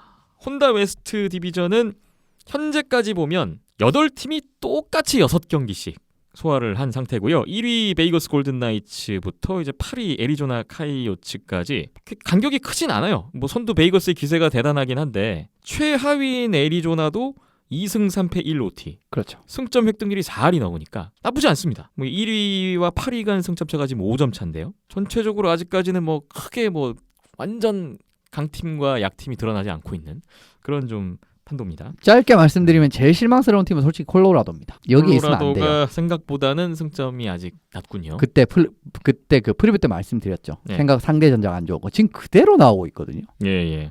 진짜 어떻게 이렇게 귀신같이 나오는지 놀라울 정도인데 그때도 그렇게 성적 안 좋은데 딱 거의 그 기대 순위 거의 비슷한 느낌이 있습니다. 그리고 실제로 경기력 보면은 LA 애너하임을 상대로도 막 그렇게 압도적인 경기를 못해요. 예. 근데 지금 솔직히 말씀드리면 콜로라도가 진짜 컨텐더고 진짜 막 힘이 좋고 이러면은 그냥 때려잡아야 됩니다. 시즌 개막 전에 현지의 많은 전문가들로부터 그렇죠. 올 시즌 가장 강력한 우승 후보로 꼽혔던 콜로라도 에벌랜치입니다. 그냥 네. 막 진짜 애너하임이라든지 LA 같은 팀은 진짜 컨텐더라면 진짜 때려잡아야 됩니다. 근데 그런 모습 전혀 안 나오고 있어요. 예. 지금 최근에 있었던 애너하임이나 LA전 같은 경우 보면은 별 차이가 안 났어요. 심지어 예. 별 차이가 안 났습니다. 어디가 진짜 LA고 어디 콜로라도인지 모르겠을 정도로 그러는 느낌에서 좀 많이 실망스럽다라는 부분을 좀 서두에 언급드리고 싶고요. 예. 물론 별 차이는 안 나지만은 진짜 거의 사실은 여기 있으면 안 되거든요. 콜로라도가 거의 베이거스랑 같이 진짜 부에 끼고 있어야 되는데 지금 그런 모습이 경기력에서도 나오지 않고 실제 순위표에서 나오지 않는다는 부분은 아쉽습니다. 예. 콜로라도 애벌랜치가 살짝 아쉬움을 보여주고 있는 가운데 오늘 이 디비전에서 좀 더 파헤칠 팀은 미네소타 와일드입니다. 미네소타 와일드가 현재 승점 8점, 4승 2패. 베이거스를 바짝 뒤따르면서 2위에 랭크되어 있는데 4번의 원정 경기에서 3승 1패로 좋은 결과를 냈고요. 지난 한 주 3경기에서도 2승 1패를 기록했던 미네소타 와일드였습니다. 초반이 괜찮습니다. 그때도 조절을 했을 때 기본 화력 자체가 좀 뒷받침이 되는 팀이기 때문에 이런 부분이 초반부터 잘 나온다면은 생각보다 순위를 끌어올릴 수 있는 확률이 있는데 지금 평균 3골이에요. 예. 그 미네소타가 6경기에서 평균 3골을 넣었는데 득점을 못했던 애너하임 경기 한 경기 빼면은 5경기에서 3골 이상씩 넣고 있습니다. 이런 부분에서 확실하게 좀 그 오프시즌 이나 이런 부분에서 말씀드렸던 프리뷰에서 말씀드렸던 좀 화력 부분에서 안정화가 되는 부분이 나오고 있다. 예. 아무래도 한 경기에 한 3골 정도 넣으면은 경기를 이기는 데는 충분한 그런 수치이기 때문에 균등한 화력에 일단 저는 제일 눈에 띄었고요. 예. 젊은 선수들이 득점에서 확실하게 두각을 나타내는 부분 이것도 진짜 큽니다. 지금. 그 부분이 더 고무적이네요. 그렇죠. 그 부분이 더 고무죠. 오히려 뭐 올해 진짜 조금은 사실 어두울 수도 있었어요. 미네소타가 좀 베테랑 득점 자원들이 많이 빠지면서 스털 선수도 빠지고 일부 이제 자원들이 빠지고 뭐 이런 자원들이 많았잖아요. 그런 부분도 있으면서 좀 득점 부력이 시즌 초반에 나올 수 있느냐 이런 부분이 있었는데 지금 뭐 득점 상위권 보시면 카프리조프, 에릭소네크 선수가 드디어 올해부터 터지기 시작을 했습니다. 네. 그리고 그린웨이 뭐 이런 선수들이 다 20대 초반 자원입니다. 카프리조프 23살, 에릭소네크 24살, 그린웨이 23살 이런 부분이 있고요. 그리고 지난 시즌 후반기에 주역이었죠. 피알라 선수 24살인데 이 선수도 지금까지 막 그렇게 득점이 아주 좋지는 않다가 지난 경기에서는 또 골을 또 기록을 하면서 약간 또 풀리려는 모습을 보여주기 있기 때문에 확실히 좀 젊은 선수들이 좀 최전선에서 공격을 끌어준다는 부분 이런 부분도 무시 못하는 것 같습니다. 예. 자, 미네소타 와일드 젊은 선수들의 힘이 느껴지면서 좋은 출발을 보이고 있습니다. 조금 더 욕심을 부려보자면 어떤 부분이 좀 더 가해지면 좋을까요? 사실은 좀 센터진에서 경쟁력이 떨어질 거라고 생각을 했었어요. 앞서 말씀드린 스털도 그렇고 그다음 커닌 선수도 좀 센터를 볼 수 있는 자원인데 이번에 트레이드가 됐었죠. 보니노 선수로. 근데 보니노랑 뷰스테 선수가 두 선수 모두 지금 초반에 잘 좀 팀에 적응하는 모습을 보여주면서 센터진이 생각보다 구멍이 안 나오고 있습니다. 지금 뷰스테 선수는 심지어 지금 1라인 센터로 뛰고 있어요. 이 선수. 그러면서 좀 센터진의 분전이 계속 이어진다면은 지금 어떻게 보면 구멍이 날 것 같은 데서 구멍이 안 나고 있는 상황이기 때문에 이런 부분에서 더 좀 지속만 된다면은 제가 생각해서 생각보다 더 좋은 성적을 낼 수 있을 가능성도 충분히 있는 미네소타가 아닌가 싶습니다. 예. 센터진의 분전이 조금 더 가해지면 좋을 것 같다라는 평이셨습니다. 미네소타 와일드가 이번 주에는 LA 킹스 그리고 콜로라도와의 2연전씩 홈 경기가 쭉 이어질 텐데요. 결과를 기다려 보겠습니다. 다음으로 스코샤 노스 디비전 상황을 보겠습니다. 여기는 현재 선두가 몬트리올 캐네디언스, 2위가 토론토 메이플 립스, 3위가 위니펙 제츠. 이 세 팀이 이제 상위권 형성이 되어 있고요. 현재 6위 밴쿠버 커넉스, 7위 오타와 세너터스. 이 두 팀이 승점 획득률이 3할 이하에 그치면서 좀 고전하고 있네요. 오늘 이제 NHL 딱 한 경기 있는데 지금 이제 이 두 팀이 경기를 치르고 있고요. 그리고 5위가 캘거리 플레임스인데 지금 4경기밖에 치르지 않았어요. 그렇죠. 네. 이런 부분 참작을 좀 해야죠. 4경기 2승 1패 1OT니까 뭐 캘거리 플레임스도 상위권 진입을 언제든지 지금 노리고 있는 그런 상황입니다. 그리고 캘거리가 실제로 이제 지난 토론토전을 봤을 때 토론토에서 막 크게 밀린다는 느낌이 없었습니다. 네. 이 팀도 마찬가지로 첫 경기에서는 이제 그런 부분도 있었기 때문에 좀 캘거리도 위라고 보면 되는데 조금 이제 부진한 팀을 미리 이제 알 수 있었던 밴쿠버, 뭐 오타와도 결과적으로 뭐 이제 작년보다 좀 나을 뿐이지 이 팀도 뭐 아주 막 그렇게 강한 팀은 아닙니다. 지금 아직까지는. 이제 이런 부분에서 약한 부분 나오고 있고 에드먼턴도 생각보다 좀 이제 스텝 파워로 꾸역꾸역 승점은 따는데 조금 좀 미진한 감이 없지 않아 있습니다. 네. 스코샤 노스 디비전에서 오늘 자세히 이야기를 나눠볼 팀은 바로 토론토 메이플 립스입니다. 몬트리올과 바로 지금 투탑 체제를 구축하고 있는 토론토인데요. 예. 어떻게 보고 계십니까? 확실히 강력한 공격력을 바탕으로 좀 주도권을 잘 잡고 나가는 부분이 초반에 좀 좋은 성적에 영향을 주지 않았나 싶습니다. 20일 에드먼턴전 제외하면은 매 경기 지금 파워플레이 골이 나오고 있어요. 예. 그러면서 지금 7경기 중에 파워플레이 골 2골 이상 기록한 게 3경기입니다. 예. 이 정도로 이제 파워플레이 막을 수가 없다라는 부분. 그리고 또 지금 또 이런 부분에서도 확실히 좋은 게 손턴 선수가 1라인에서 좀 그 마너나 매슈스랑 같이 좋은 모습 보여주고 있었는데 지금 4주 이탈이 부상 아웃됐습니다. 조 맞습니다. 손턴. 그런 부분에서도 이제 공격력 부분에서 크게 이제 떨어지지 않는다라는 부분. 손턴 선수 확실히 좀 초반에 매슈스의 어떻게 보면 마무리 능력을 좀 극대화시키기 위해서 마너나 손턴을 이제 같이 플레이메이커들 같이 좀 배치라는 좀 극단적인 공격 전략을 쓰는데 이런 부분 잘 먹히는데 조금은 부상이라는 변수가 나왔는데도 생각보다 그게 꺼지지 않고 있어요. 그 이유는 뭐냐면은 1, 2라인에 어쨌든 축 자체는 확실하게 잡아놓고 이제 토론토 갑니다. 앞서 말씀드린 1라인은 매슈스 마너, 2라인 윌란데르 선수랑 터베리스 선수 이렇게 탑 6에서 4명을 확고한 자원들을 딱 배치해놓고 나머지 윙 자리는 그날 맞춰서 예. 그런 식으로도 기용을 할 수가 있고 어떻게 보면 좀 다양하게 변수를 줄 수가 있어요. 그리고 팀 내 보시면은 하이먼이라든지 미헤예프 이런 좀 감초 자원들이 있습니다. 스피드스터 그리고 굉장히 이제 열심히 시프트 소화하고 상대방 턴오버 유도하고 마무리 능력도 꽤 좋기 때문에 물론 미헤예프 선수 아직까지 마무리 능력을 NHL에서 크게 보여주지 않았지만은 하이먼 선수 같은 경우는 굉장히 가치 있는 자원이에요. 예. 이런 선수들이 있기 때문에 전반적으로 참 압도적인 공격력이 나오고 있지 않나라고 생각을 하고요. 사실 지금 지난주에 말씀을 드렸지만은 이 토론토의 공격력을 좀 버틸 만한 팀이 이 디비전에 잘 안 보입니다. 예. 위니펙도 수비진이 약하고 그다음에 에드먼턴 수비진은 말할 필요가 없고 캘거리도 깊이에서 밀리고 밴쿠버 오버타운은 생략하겠습니다. 어쨌든 이 부분에서 좀 맞닥뜨릴 수 있는 팀이 진짜 몬트리올밖에 없기 때문에 토론토도 올해 좀 밟아야 되지 않나 라는 생각이 좀 듭니다. 초반에 지금 성적도 그렇고요. 예.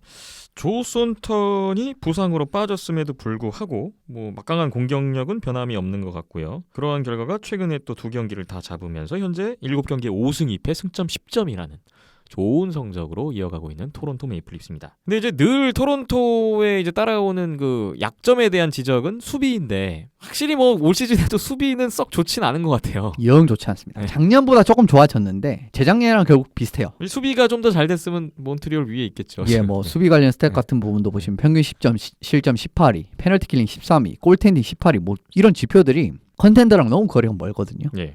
근데 지금 토론토 같은 경우에는 토론토도 윈 나우 모드입니다. 지금 이겨야 돼요. 그런데 지금 이런 수비진으로 골텐딩으로 가능할 것인가? 라는 부분이 좀 들고 브로디 영입은 괜찮았습니다. TJ 브로디. 근데 괜찮은 거지. 이게 그때도 말씀드렸지만은 그 토론토의 근본적인 약점인 셧다운 디펜더가 없다라고. 요거를 완벽하게 해결시켜줄 만한 해결 자원은 아니에요. 솔직히 말씀드리면. 네. 그래서 지금 토론토 1라인은 라일리랑 브로디가 이렇게 호흡을 맞추는데 얼마나 그 상대방이 최상위 이제 라인에 제어 능력이 있을지는 전 솔직히 잘 모르겠습니다. 왜냐하면은 지금 디비전 내에도 그렇고 만약에 플레이오프를 가도 문제예요. 플레이오프를 가서 뚫었다. 근데 2라운드까지 이번에 뚫었다. 3라운드 만났는데 그러면 더 강력한, 더 1라인이 강력한 팀, 더 득점 라인이 강력한 팀, 더 공격이 강력한 팀이 올라올 가능성이 높잖아요. 예. 그런데 그 선수들을 상대로 경기력이 올라가는 플레이오프에서 라일리 브로디로 버틸 수 있을까라는 생각이 솔직히 제일 먼저 들게 됩니다. 그리고 저는 솔직히 못할 것 같아요. 그래서 추가적인 영입이 무조건 수비는 있어야 된다고 저는 생각을 하고요. 예. 이제 진짜 컨텐더가 되려면은 안데르센은 제 개인적인 사견은 이 친구가 토론토에 있어서 솔직히 욕을 너무 많이 먹습니다. 프레데릭 안데르센 선수가 현재 5경기 나와서 89.8%의 예. 세이브 성공률. 올해는 좀 못하는데 예년에는 그래도 91%대는 해줬던 선수인데요. 예년 상당히 잘했습니다. 제가 생각했을 땐 지금 토론토 수비에 등을 입고 91% 넘기는 이것도 쉬운 일이 아니에요. 근데 올해는 이제 조금 부진한다고 치더라도 그래도 예전에는 괜찮았단 말입니다. 어쨌든 좀 골텐딩은 그렇다 치더라도 이제 골텐딩도 이제 좀 잭 캠벨이 기록은 더 좋네요. 2 그렇죠. 경기밖에 안 나왔습니다만. 뭐 근데 2경기 안 나왔으니까 3번째 경기에서 무너지면 또 비슷하게 갈 수도 있습니다. 네. 어쨌든 그런 부분이 있고 안데르센이 조금만 이제 분전을 해주고 컨디션을 찾으면은 안데르센 제가 봤을 때 괜찮은 골입니다. 그래서 제가 생각했을 때는 좀 수비 셧다운 디펜더급을 데려오는 게 좀 필요하지 않나. 네. 저스틴 홀 이런 선수 쓰지 말고요. 홀 괜찮은데 제이크 머진, 저스틴 홀까지 탑4죠 올 시즌 예. 지금. 홀 괜찮거든요. 근데 이거 컨텐더급의 탑4의 그 자원은 아니에요. 이런 부분이 있다라는 부분. 아무튼 좀 아쉽습니다. 토론토 수비는 매번 볼 때마다 아쉬운 게 있기 때문에 뭔가 그 아쉬운 수비진 구성인데 그래도 탑4에 의지하는 비중이 좀 크고요. 그렇죠. 지금 뭐 3라인 뛰고 있는 트래비스 더머트 같은 경우는 아이스 타임이 경기당 한 10분 남짓? 뭐 크지 않습니다. 요즘 또 토론토 경기 보면은 이 템파 보고 7인 수비수 기용을 하는데 완전히 템파랑 느낌이 다르게 운영을 해버리거든요. 이렇게 하면 안 되는데 이런 그 인터넷 밈이 있잖아요. 이게 아닌데 네. 이거 아닌데 이런 느낌 확 듭니다. 그런 부분도 있고 버거시언 선수는 생각보다 훨씬 잘 주고 있어요. 예. 괜찮습니다. 근데 이것도 마찬가지로 수비 깊이를 늘려줄 뿐 약점이라고 할 수 있는 셧다운 페어, 수비 확고한 1라인 요거랑은 또 거리가 있기 때문에 저는 솔직히 말씀드리면은 수비진에 좀 공을 들여야 될 타이밍이 아닌가 라는 생각이 듭니다. 그렇군요. 여전히 뭐 레토네 안 쓰고요. 최근 두 경기는 아예 라인업 제외. 예. 오늘 또 NHL 라인업 복귀를 했는데 네. 이게 제가 그 KCL 많이 봐서 막 좋아해서 그런 이야기를 하는 게 아니라 지금 레토네는 자기 능력에 100% 발휘를 못하고 있어요. 이정도의 선수 아니었습니다. 뭔가 자신감도 없고 지금 보면은. 근데 이 친구는 롤을 어떻게든 조금은 부여를 해주고 아이스타임을 늘려주고 하면은 그 기대를 충족할 수 있는 친구예요. KHL에서 최근의 왼전을 봤을 때는 확실한 그 기량을 가지고 있는 선수입니다. 근데 좀 써봐라. 영 지금 팀 적응이 안 되고 있는. 예, 물론 이제 그 좀 써봐라. 그냥 그겁니다. 그냥 좀 써봐라. 라고 생각이 듭니다. 예. 코칭 스태프의 권고를 이번에 한번 들어주세요. 이거 보스턴이 지난번에 캐시디 감독 들었죠? 바로 맥커보이 파워플레이 파워플레이 그냥 넣으니까- 1라인에 딱 넣으니까 되던데요. 그리고 파워플레이 골 막 두 골씩 나오고 터지던데. 그러잖아요. 한번 해보란 말입니다. 자, 토론토도 한번 해 보십시오.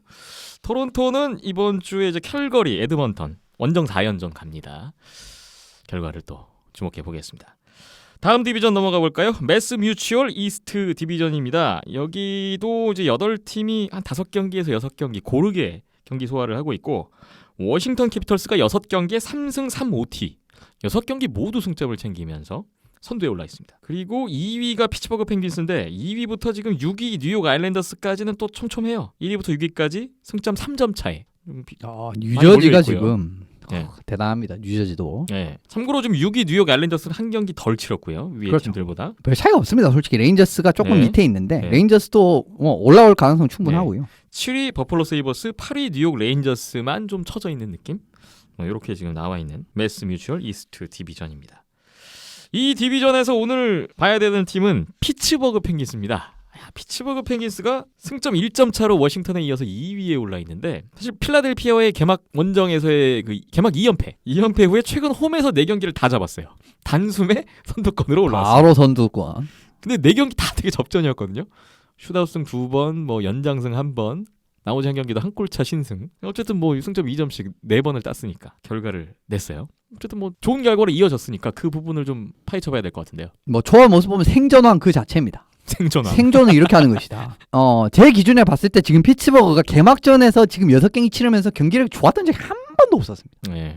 진짜 예전 그 피츠버그 같이 이제 미친 듯이 속도로 그냥 압도해버리고 그냥 아예 그 따라갈 수가 없고 이게 지금은 그런 하키가 아예 나오질 않고 있습니다. 그러면서 강점을 많이 잃어버린 이런 장면이 나오고 있는데 꾸역꾸역 연장승 가고 슛아웃승 가고 이러면서 뭐 지금 4승이에요 벌써. 이런 부분 좀 좋았다. 라고 먼저 언급드리고 싶고 예. 공격적인 부분 같은 경우에는 크로스비를 비롯한 1라인 자원들 그리고 최근에 좀 분위기가 많이 올라온 브라이언 러스트 같은 선수들이 좀 잘해주고 있고 3라인 이하 깊이 자원들이 뭐 테너브, 맥켄, 블리게르스, 시비어, 양코스키 참 많은 자원들이 있거든요. 근데 예. 이 선수들이 좀 중요한 시기에서 득점 부분에서 성과를 내는 장면들이 겹치면서 굉장히 따라잡는 좀 생존하는데 큰 힘이 되고 있습니다. 예. 근성 있는 플레이들이 참 상당히 좋은 모습이 나오고 있고요. 이런 건 정말 이제 뭐 바람직한 팀 입장에서 굉장히 바람직한 방법이 지금 상황이죠. 왜냐하면 말킨 선수가 올 시즌 굉장히 경기력이 좋지 않습니다. 예.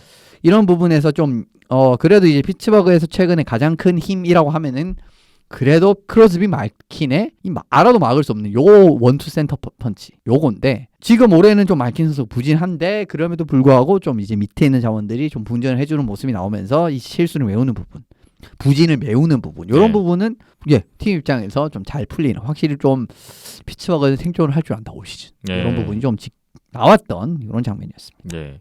여기에 저는 제이크 겐칠 선수가 지금 6경기에 5포인트를 하고 있는데 지금 워싱턴과의 경기에서 슛아웃 결승골 피츠버그 시즌 첫 승을 이끌었었고 최근에 뉴욕 레인저스와의 2연전에서도 첫 번째 경기에선 슛아웃 때 또 골을 넣으면서 승리 기여했고 2차전 때 3피라도 막판에 또 결승골. 그러니까 확실히 이제 건강하게 돌아온 겐츠리 좀 팀에 힘이 되고 있는 것 같다. 뭐 그런 생각도 해보게 됩니다. 그렇죠. 이제 뭐 어떻게 보면 크로스비가 참 이제 잘 살릴 수 있는 그런 이제 겐츠리 그런 대표적인 자원이기 때문에 네. 예, 올 시즌은 어떻게 보면 좀 큰 부상을 작년에 당하면서 약간 좀 불안했었는데 올 시즌 뭐 그 부진 완벽하게 지금 씻어버리면서 팀의 중요한 자원으로 또 거듭난 이런 장면이 있었습니다. 네. 그러니까 어떤 공격수들의 어떤 전체적인 밸런스가 잘 돌아가고 있는 건 뭐 좋다. 이렇게 평가를 할 수 있을 것 같은데 반면 좀 아쉬운 부분이 분명 있을 거잖아요. 골리가 조금 거슬리는데요. 많이 마음이 좀 불안합니다. 걸리는데요, 예. 솔직히 말씀드리면은 피츠버그가 지금 이 자리에 있을 팀이 아니에요. 그 이유는 골텐딩 때문입니다. 네. 너무 불안해요. 이제 뭐 평균 실점 두 명이 합쳐서 3.56에 85.8%. 트리스탄 자리가 4경기에 84.9%, 드스미스가 3경기에 87.1%. 90%조차 못 넘고 있죠. 지금 둘 다. 자리가 주전이잖아요. 그렇죠. 근데 평균 실점 4.28. 네, 많이 안 좋습니다. 불안정합니다. 진짜 경기 보면 너무 불안정해요. 그래서 좀 기껏 잘 만든 판을 엎어버리는 장면도 많이 나옵니다. 그러니까 기껏 어렵게 골 만들고 잘 풀었는데 이상한 실점 나오면서 게임 분위기 이상해지고 이런 거 정말 자주 포착이 되고 있거든요. 예. 근데 사실 컨텐더 팀이나 정말 좋은 팀으로 가려면 사실 이런 장면이 절대 나와서는 안 돼요. 그렇기 때문에 지금 솔직히 말씀드리면 피츠버그가 이 자리에 있을 수가 없는데 있다라는 부분. 그래서 생존왕이라고 처음에 말씀을 드린 거고요. 예. 이런 부분이 좋았는데 결과적으로 좀 골문이 안정되지 못한다면은 진짜 올 시즌 플레이오프도 진짜 위험할 수 있어요. 제가 생각했을 때는. 지금... 또 그 말씀을 드리지만은 이 부분도 거듭 말씀을 드리지만 물론 이제 그 연장을 가서 1점을 따는 것도 중요한데 너무 연장을 많이 가는 거는 그렇게 좋은 사인이 아닙니다. 예. 왜냐하면은 그 연장승 자체가 좀 팀의 퍼포먼스를 측정하기 굉장히 어려운 부분이 있어요. 왜냐하면 일단 연장 자체가 3대3이죠. 슛아웃은 반쯤 운이죠. 이런 부분이 있기 때문에 연장승은 솔직히 말씀을 드리면은 이 팀의 퍼포먼스 100% 이제 그 나타내는 수치가 되지 못합니다. 예.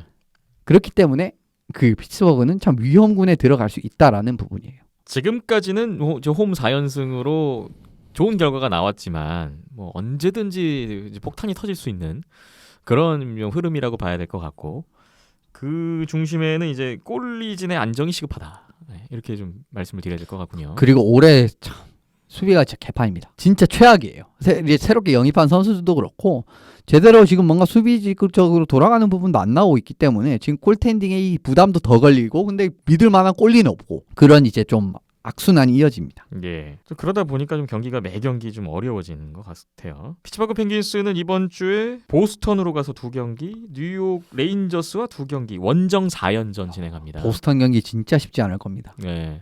올 시즌 보스턴의 젊은 선수 스터드니카라든가 공격진에 진짜 좋은 모습 보이고 있는 그러니까 막 레이더에 잘 잡히진 않는데 확 눈에 띄진 않는데 실제 경기 보면 굉장히 괜찮은 선수들이 많거든요. 보스턴 2연전 진짜 많이 걱정이 됩니다. 네, 잘 준비를 해야겠군요. 각 디비전별로 오늘 판도를 보면서 한 팀씩 이야기를 나누고 있는데 디스커버 센트럴 디비전의 차례가 왔습니다. 현재 이 디비전은 코로나19 때문에 팀들 경기 취소되고 연기되고 이러면서 지금 팀별로 소화한 경기 수에서 많은 차이가 나고 있는 디비전이에요. 선두가 템파베이 라이트닝인데요. 그리고 콜럼버스 블루 재킷츠가 그래도 지난주에는 또 승점 회복이 좀 되면서 2위까지는 올라와 있는 상태고 시카고 블랙호크스가 3위긴 한데 승점 획득률은 4할대에 그치고 있다 보니까 이게 뭐 상위권이라고 생각하기는 좀 어려울 것 같고 그렇죠. 4위가 댈러스 스타즈 늦은 개막을 맞았죠. 그래도 핫샷 데뷔를 했어요. 개막 2연승. 그리고 5위 플로리다가 또 2전 2승을 챙기면서 지금 뭐 중위권에서 또 올라올 준비를 하고 있습니다. 4등, 5등, 6등이 솔직히 3등보다 훨씬 세 보입니다.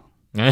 네. 그러네요. 6위가 캐롤라이나 허리케인스. 역시 뭐 경기를 많이 못했어요. 네, 세 코로나로 경기 2승 취소가 1패. 됐죠. 네. 7위 내셔빌 프레데터스, 8위 디트로이트 레드윙스가 좀 밑에 있는 그런 디비전입니다. 오늘 디스커버 센트럴 디비전에서는 어느 팀 이야기를 해보면 좋을까요? 내셔빌 프레데터스입니다. 내셔빌 프레데터스 지금 7위인데요.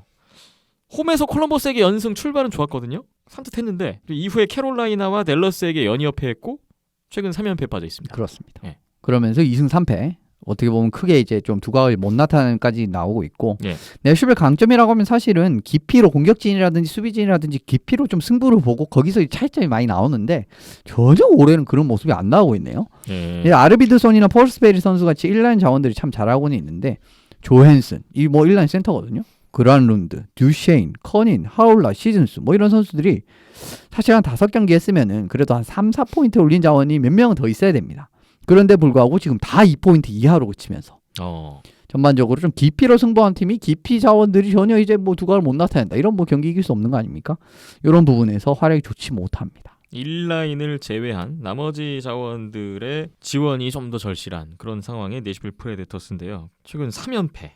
이 3연패 기간에 뭐가 좀 안 좋았는지를 보면 좋을 것 같은데요. 파워 페널티 킬링이 제일 눈에 띄어요. 솔직히 말씀드리면 16번 내줬는데 9골 내줬습니다. 반 이상 좋네요. 그냥. 이건 뭐 거의 어떻게 거의 뭐 보면은 그냥 페널티는 곧 실점. 그렇죠. 낙제점이죠, 진짜. 사실 새롭게 영입한 자원들이 누구냐라고 하면 리처드슨, 베닝, 보비에츠키 수비적인 부분에서 좀 기여가 되는 자원들이에요. 그리고 이 선수들이 실제로 페널티 킬링 윤리에서도 많이 나오거든요.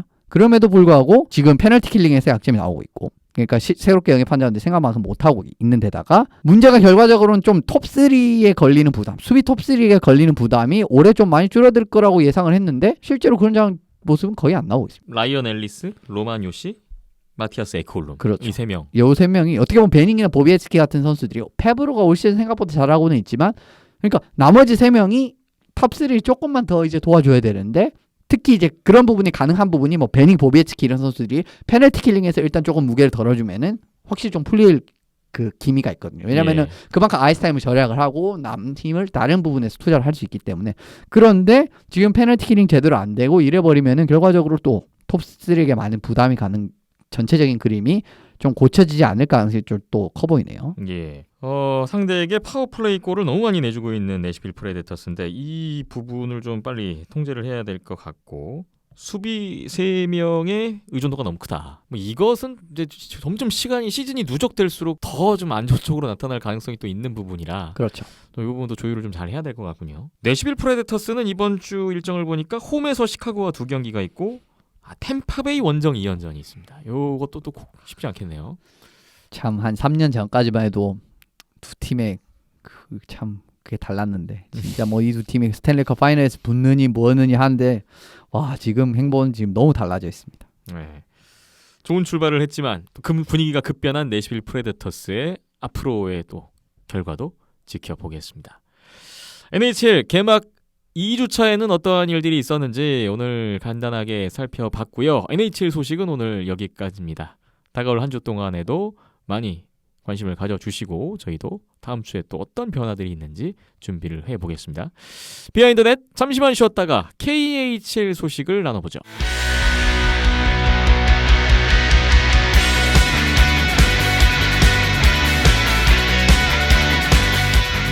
비하인드넷 오늘의 마지막 소식 컨티넨탈 하키리그 KHL의 지난 한 주를 정리해보는 시간입니다. 오늘 KHL 첫 번째 뉴스는 이 선수가 지난주에 가장 화제였던 것 같습니다. 세베르스탈 체레포베츠의 니키타 구슬리토프 선수가 아토모빌리스트 예카테린부르크전에서 해트트릭을 기록했는데요. 해트트릭은 나올 수 있는데 그렇죠. 이 해트트릭이 왜 주목을 받느냐를 좀 봐야 될 것 같아요. 이 선수가 만 18살에 올 시즌 이제 KHL 데뷔한 신인 선수인데 해트트릭을 기록했습니다.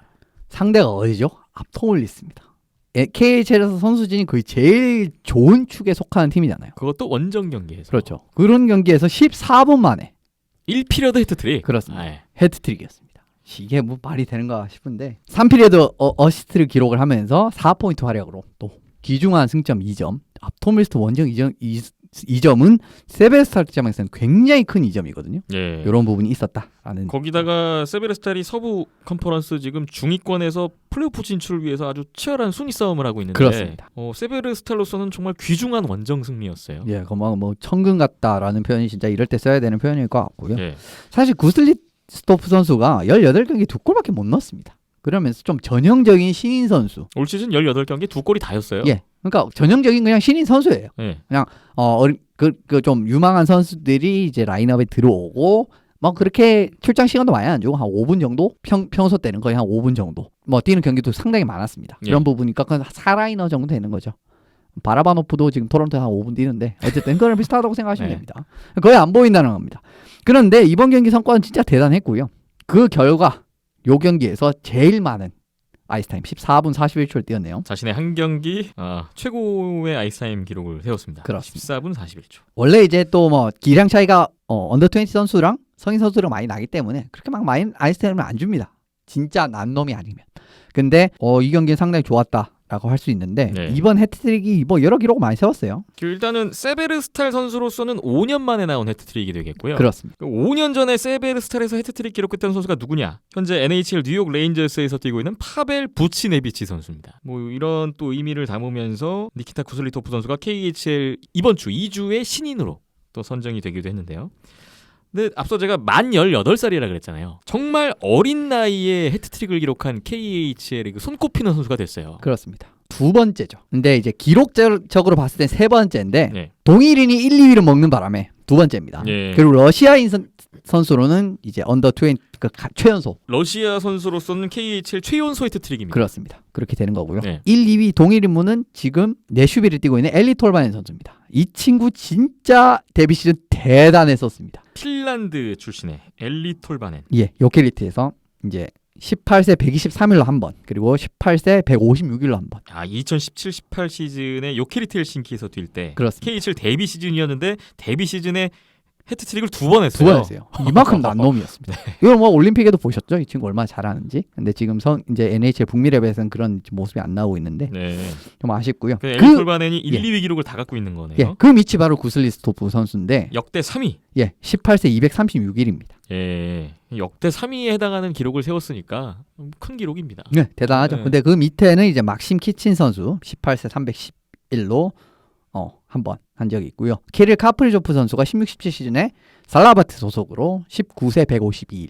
예. 이었고 현재 미네소타 와일드의 카프리조프. 예. 블라드미르 타라센코 선수가 라다톨리아티 소속으로 11, 12 시즌에 두 번 했습니다. 마찬가지로. 예. 19세 301일 그리고 19세 360일. 이렇게 두 번을 했네요. 세인트루이스 블루스의 블라디미르 타라센코 선수도 9년 전에 KHL 시절에 이런 또 어린 나이에 기록이 있었습니다. 근데 지금 이 기록 올라온 선수들이 좀 온도차가 있죠. 카프리조프 타라센코는 어마어마한 선수가 되는데 톨바넨 키친 같은 경우에는 그렇게 썩 어떻게 보면 좀 진귀한 기록, 물론 이제 톨바넨 그거보다 안 돼. 키친은 좀 진귀한 기록만 남기고 좀 뭔가 그렇게 선수 생활이 막 그렇게 녹록지 않았던 이런 네. 느낌이 있습니다. 뭐 네. 작년까지 VHL에서 뛰었는데 VHL에서는 득점 능력이 잘 나왔는데 KHL에서는 좀 득점 능력이 아주 좋게는 안 나왔어요. 예. 근데 지금 보니까 톨바넨, 키친, 카프리조프, 타라센코도 2번 했고요. 해트트릭. 구슬리토프까지 역대 KHL에서 만 20세 미만의 해트트릭한 선수가 5명밖에 안 돼요. 그렇습니다. 예. 대단한 거죠. 야. 어마어마한 겁니다. 그러니까 이게 역사적으로도 큰 기록을 세운 니키타 구슬리토프 선수인데 이제부터가 시작인 것 같습니다. 예, 사실 지금부터 잘해야죠. 갑자기 인생 연기를 한번 했는데 지금부터 못하면 결국 키친처럼 되는 거고요. 네. 이제 지금부터 잘하면 진짜 뭐 카프리조프, 타라센코 같은 선수들이 뭐 못 때라는 법도 없지 않습니까? 예. 예, 이런 부분 좀 지켜봐야겠네요. 세베르스 칼체레포베치의 니키타 구슬리토프 자신의 이름을 알렸던 한 주였습니다. 이 외에도 또 기록 달성을 한 선수들이 있는데 토르페도 느지니 노브그로드리전의 나미르 자피아로프 선수, 뭐 토르페도를 대표하는 공격수인데요. 오늘 새벽에 있었던 스파르타크 모스크바전에서 기록을 세웠다고요? 자페로 선수 구단 34어시스트를 세우면서 사실은 이제 이 경기에서 여러 가지 기록을 세웠습니다. 일단 처음부터 말씀드리면 스파르타크전에서 2어시스트 하면서 구단 최다 어시스트를 세웠어요. 한 시즌 구단 최다 어시스트 기록. 토르페도 선수로서는 최다 어시스트입니다. 이전 기록 보유자가 페테르 포드흐라트스키라는 선수인데 예. 이 선수가 32어시스트를 08-09 시즌에 올린 바가 있습니다. 12년 전에 한 시즌 32도움이 최고 기록이었습니다. 예, 슬로바키아 선수인데 예. 요 선수가 어떻게 보면은 기록을 깼습니다. 32어시스트, 34어시스트로 깼으니까 지금 어시스트 기록이 통산 1위가 단독 1위가 됐고요. 이제 단일 시즌. 자피아로프 선수도 KHL 원년의 구단 기록을 갈아치운 그렇습니다. 오늘 경기였습니다. 그러면서 지금 아직 뭐 경기도 많이 남았기 때문에 네. 더 기록을 늘릴 수가 있는 거고요. 그리고 53포인트 지금 기록을 하고 있잖아요. 그러면서 토르페도 단일 시즌 포인트 기록 53포인트도 동일 타이가 됐습니다. 이게 1982년, 83년 시즌에 소비에트 챔피언십 시즌에 이거 뭐 더 오래된 기록이네요. 재밌는 게 뭐냐면은 미하일 바르나코프 선수 있잖아요. 기억나시죠? 네네. 이 선수 아버지입니다. 가 기록을 가지고 있었습니다. 네. 53포인트 단일 시즌. 근데 이 기록도 이제 타이가 됐다라는 거. 뭐 올 시즌 깨진다라는 거죠. 그런 부분에서 이제 자페로포 거의 뭐 프랜차이즈 스타가 됐구나. 예. 프랜차이즈 스타로 이제 할 수 있겠구나. 뭐 이러다가 또 체스카나 뭐 스카로 갈 수도 있겠지만 예, 뭐 어쨌든 정말 뭐 큰 족적을 남긴 지난 경기였다고 할 수 있을 것 같습니다. 토르페도가 계속 상위권에서 노는 팀은 아니다 보니 좀 주목도가 떨어질 수는 있는데 그래도 뭐 다미르 자피아로프는 꾸준히 토르페도에서 좀 뭐 기록이면 기록 자기 할 일을 충실히 다해가고 있는 그렇습니다. 올 시즌 변함없습니다. 아 근데 돈엔 장사 없거든요. 또 이게 또 체스카, 스카 이런 팀들이 뭐 KHL에 이제 거부하기엔 돈 너무 많은 팀들이 돈이었다. 데려갈 수도 있고 아니면 NHL에서 눈독을 들일 그렇죠. 수도 있고. 예, 충분히 네. 눈독을 들일 수 있을 만한 자원이라고 저는 생각합니다. 그렇습니다. 그리고 또 한 선수 기록 달성 소식이 왔는데 비티아지 모스크바 리전의 카스페르스 나우가빈시 선수가 역시 오늘 새벽에 쿤룬 레드스타 베이징과의 경기에서 이제 파워플레이 골로 승리에 기여를 했는데 라트비아 선수 한 시즌 최다 포인트 신기록 달성이 됐어요. 예, 45포인트죠. 그러니까 지난주에 저희가 하르티카이넨 선수가 핀란드 출신으로 한 시즌 최다 포인트 기록 달성 소식 전해드렸죠. 그렇습니다. 이번에는 라트비아 선수로서 최다 포인트. 다거빈 선수도 옛날에 뭐 오타와 뛰어서 많이 봤는데 뭐 올해까지 선수 생활도 잘하고 있고 예. 기본적으로 투웨이 플레이가 되는 선수이기 때문에 근데 득점력이 확실히 지금 어떻게 보면은 비타지에 있잖아요. 근데 비타지는 진짜 한 골 한 골이 참 귀한 팀입니다. 이런 부분에서 좀 득점 부분에서 잘 어떻게 보면은 좀 올해도 좀 주축으로서의 참 좋은 모습 많이 보여주고 있기 때문에 라트비아 출신 최다 포인트 뭐 대단한 성과가 아닐 수 없습니다. 올 시즌에 현재 48경기 나와서 16골 29도움 45포인트. 45포인트가 라트비아 출신 최다 포인트 한 시즌 기록이 된 거고요. 이전 기록이 디나모 리가의 안드리스 제린스 선수의 44포인트였는데 이미 넘어섰고 올 시즌 아직 경기가 남아있기 때문에 어디까지 갈 수 있을지 그렇습니다. 계속해서 또 볼 수 있을 것 같습니다. 자, 이번에는 KHL 지난 한 주 순위권에는 어떤 변화가 감지됐는지 좀 봐야 되는데요. 일단은 서부 컨퍼런스부터 볼까요? 요키리트 헬싱키가 드디어 잠시 이제 5위로 올라왔다가 바로 지금 오늘 새벽에 디나모 민스크가 세베르스탈 체레포베이전 승리로 디나모 민스크가 5위를 탈환했습니다. 또 졌잖아요. 얘네는 아방가르트한테 털리는 바람에 요키리트는 아방가르트에게 졌고 한 경기 끝날 때마다 순위가 이렇게 바뀌어요. 지금 계속 바뀝니다. 네, 그런 아니, 상황이고요. 별 차이가 없는 군에 있기 때문에 네, 그러니까 뭐 그래도 지금 요키리트는 뭐 다른 경쟁 팀들보다는 남은 경기 수는 많고 예. 정규 승수도 압도적으로 많습니다. 정규승이 진짜 압도적으로 네. 많기 때문에 타이브레이크에서 많이 유리하긴 할 겁니다. 네. 그래도 목표치는 결과적으로 4위가 돼야 되거든요. 요키리트 입장에 4위 위. 근데 지금 현실적으로는 4위 정도죠. 요키리트 입장에서는 만약에 이번 시즌 5위 이하로 끝나면 KHL 참가 이후에 최초로 4위 안에 못 들어가는 그렇습니다. 그런 결과가 됩니다. 그래서 핀란드의 자존심인데. 네. 그리고 뭐꽤 이제 좋은 선수도 많이 영입을 하면서 돈도 많이 쓰는 팀이거든요.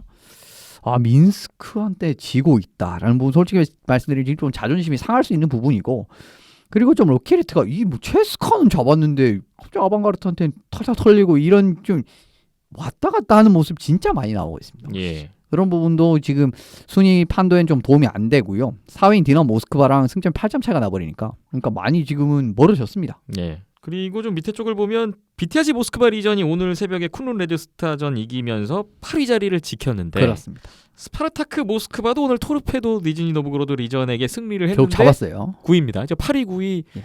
변함은 없어요. 52점, 승점 52점. 진짜 끝까지 갈 것 같습니다. 이 두 팀은.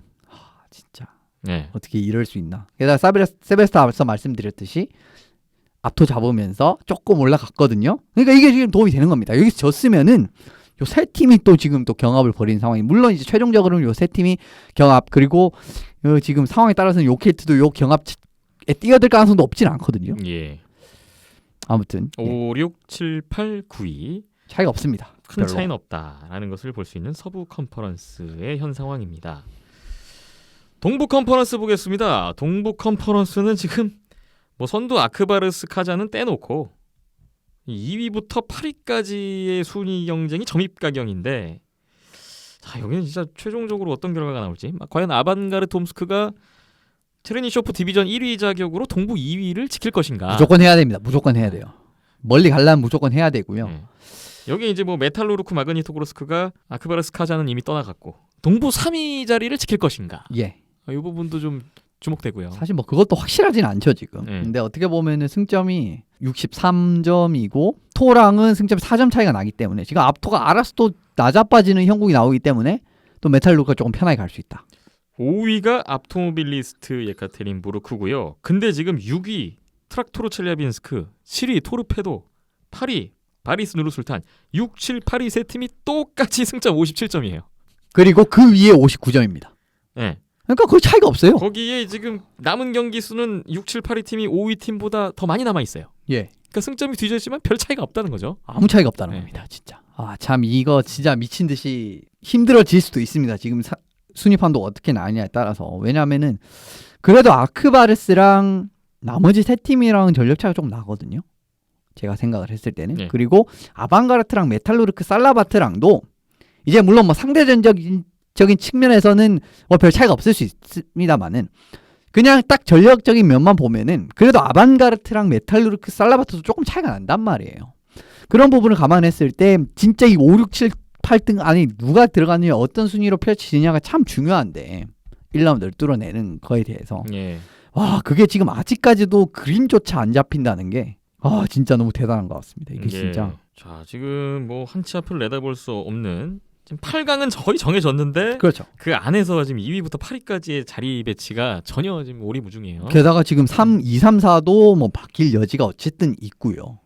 예, 특히 그렇죠. 3, 4 같은 경우에는 바뀔 여지가 있고요. 예. 또 뭐 살라바트 같은 경우에는 뭐 조금 이제 흐름 타가지고 잘 빼면 2등까지도 올라갈 수 있거든요. 디비전 1위까지 가능한 상황이기 때문에 예. 또 그러면 또 완전히 또 이제 판도가 달라질 수도 있다는 겁니다. 예. 아 여러 가지 생각했을 때 지금 KHL 후반 판도가 너무 재밌게 흘러가고 있는데 진짜 최종 플레이오프 트리가 어떻게 구축될지도 지금 솔직히 말씀드리면 감도 안 오고요. 진짜 동부는 감이 안 오네. 진짜 어디 갈지도 모르겠고 어떤 대진이 나올지도 모르겠고 진짜 어떻게 보면 보는 입장에서 참 재밌게 흘러가는데 예. 와 이 팀들 팬분들 입장에서는 하루하루가 진짜로 참 아크바스 팬분들 빼고 참 뭐 그렇죠. 예. 정말 대단할 것 같습니다. 긴장감의 연속이 될 것 같고요. 오늘 밤에 이제 바리스 누르스탄 대 트락토르 첼리아빈스크 대결이 잡혀 있고 앞토모빌리스 예카테린부르크 대 메탈루르크 마그니토고르스크의 또 맞대결이 잡혀 있습니다. 이제 뭐 동부도 한 경기 할 때마다 순위가 쭉쭉쭉 바뀌니까 근데 또 매치업 자체가 너무 중요한 맞대결이라 그렇죠. 또 기대가 되는군요. 지금 한 10경기가 안 남았죠 이제 거의. 각 팀별로 10경기 정도 남았죠 이제. 그렇죠. 네, 그 10경기, 11경기. 수준에서 지금 정도면은 정말 한치 앞이 예상이 안 됩니다. 네. 이제 이 시점에서는 각 팀별로 이제 부상 조심해야 될 것 같습니다. 그렇죠. 뭐 이미 지금 주축 선수들 부상을 안고 가는 팀들이 많은데요. 좀 어느 시점에 빨리 복귀를 할 수 있을 것이냐, 네. 부상 변수를 잘 통제할 수 있을 것이냐, 이 부분 좀 잘 해야 될 것 같습니다. KHL 또 한 주간 나오는 결과들을 기다려 보겠습니다. 오늘 비하인더넷 257회 이제 다뤄야 될 소식 다 풀어봤습니다. 저희 비하인더넷 팟빵과 아이튠스, 네이버 오디오 클립에서 비하인더넷 열려 있고요. 유튜브 온도스포츠 채널 구독과 좋아요 부탁드리겠습니다. 부탁드리겠습니다. 네이버 TV 온도스포츠도 있습니다. 페이스북과 인스타그램에도 온도스포츠 있으니까 다시 한번 말씀드리지만 그 시청 독려 이벤트 들어갑니다. 댓글로 많은 참여를 부탁드리겠습니다.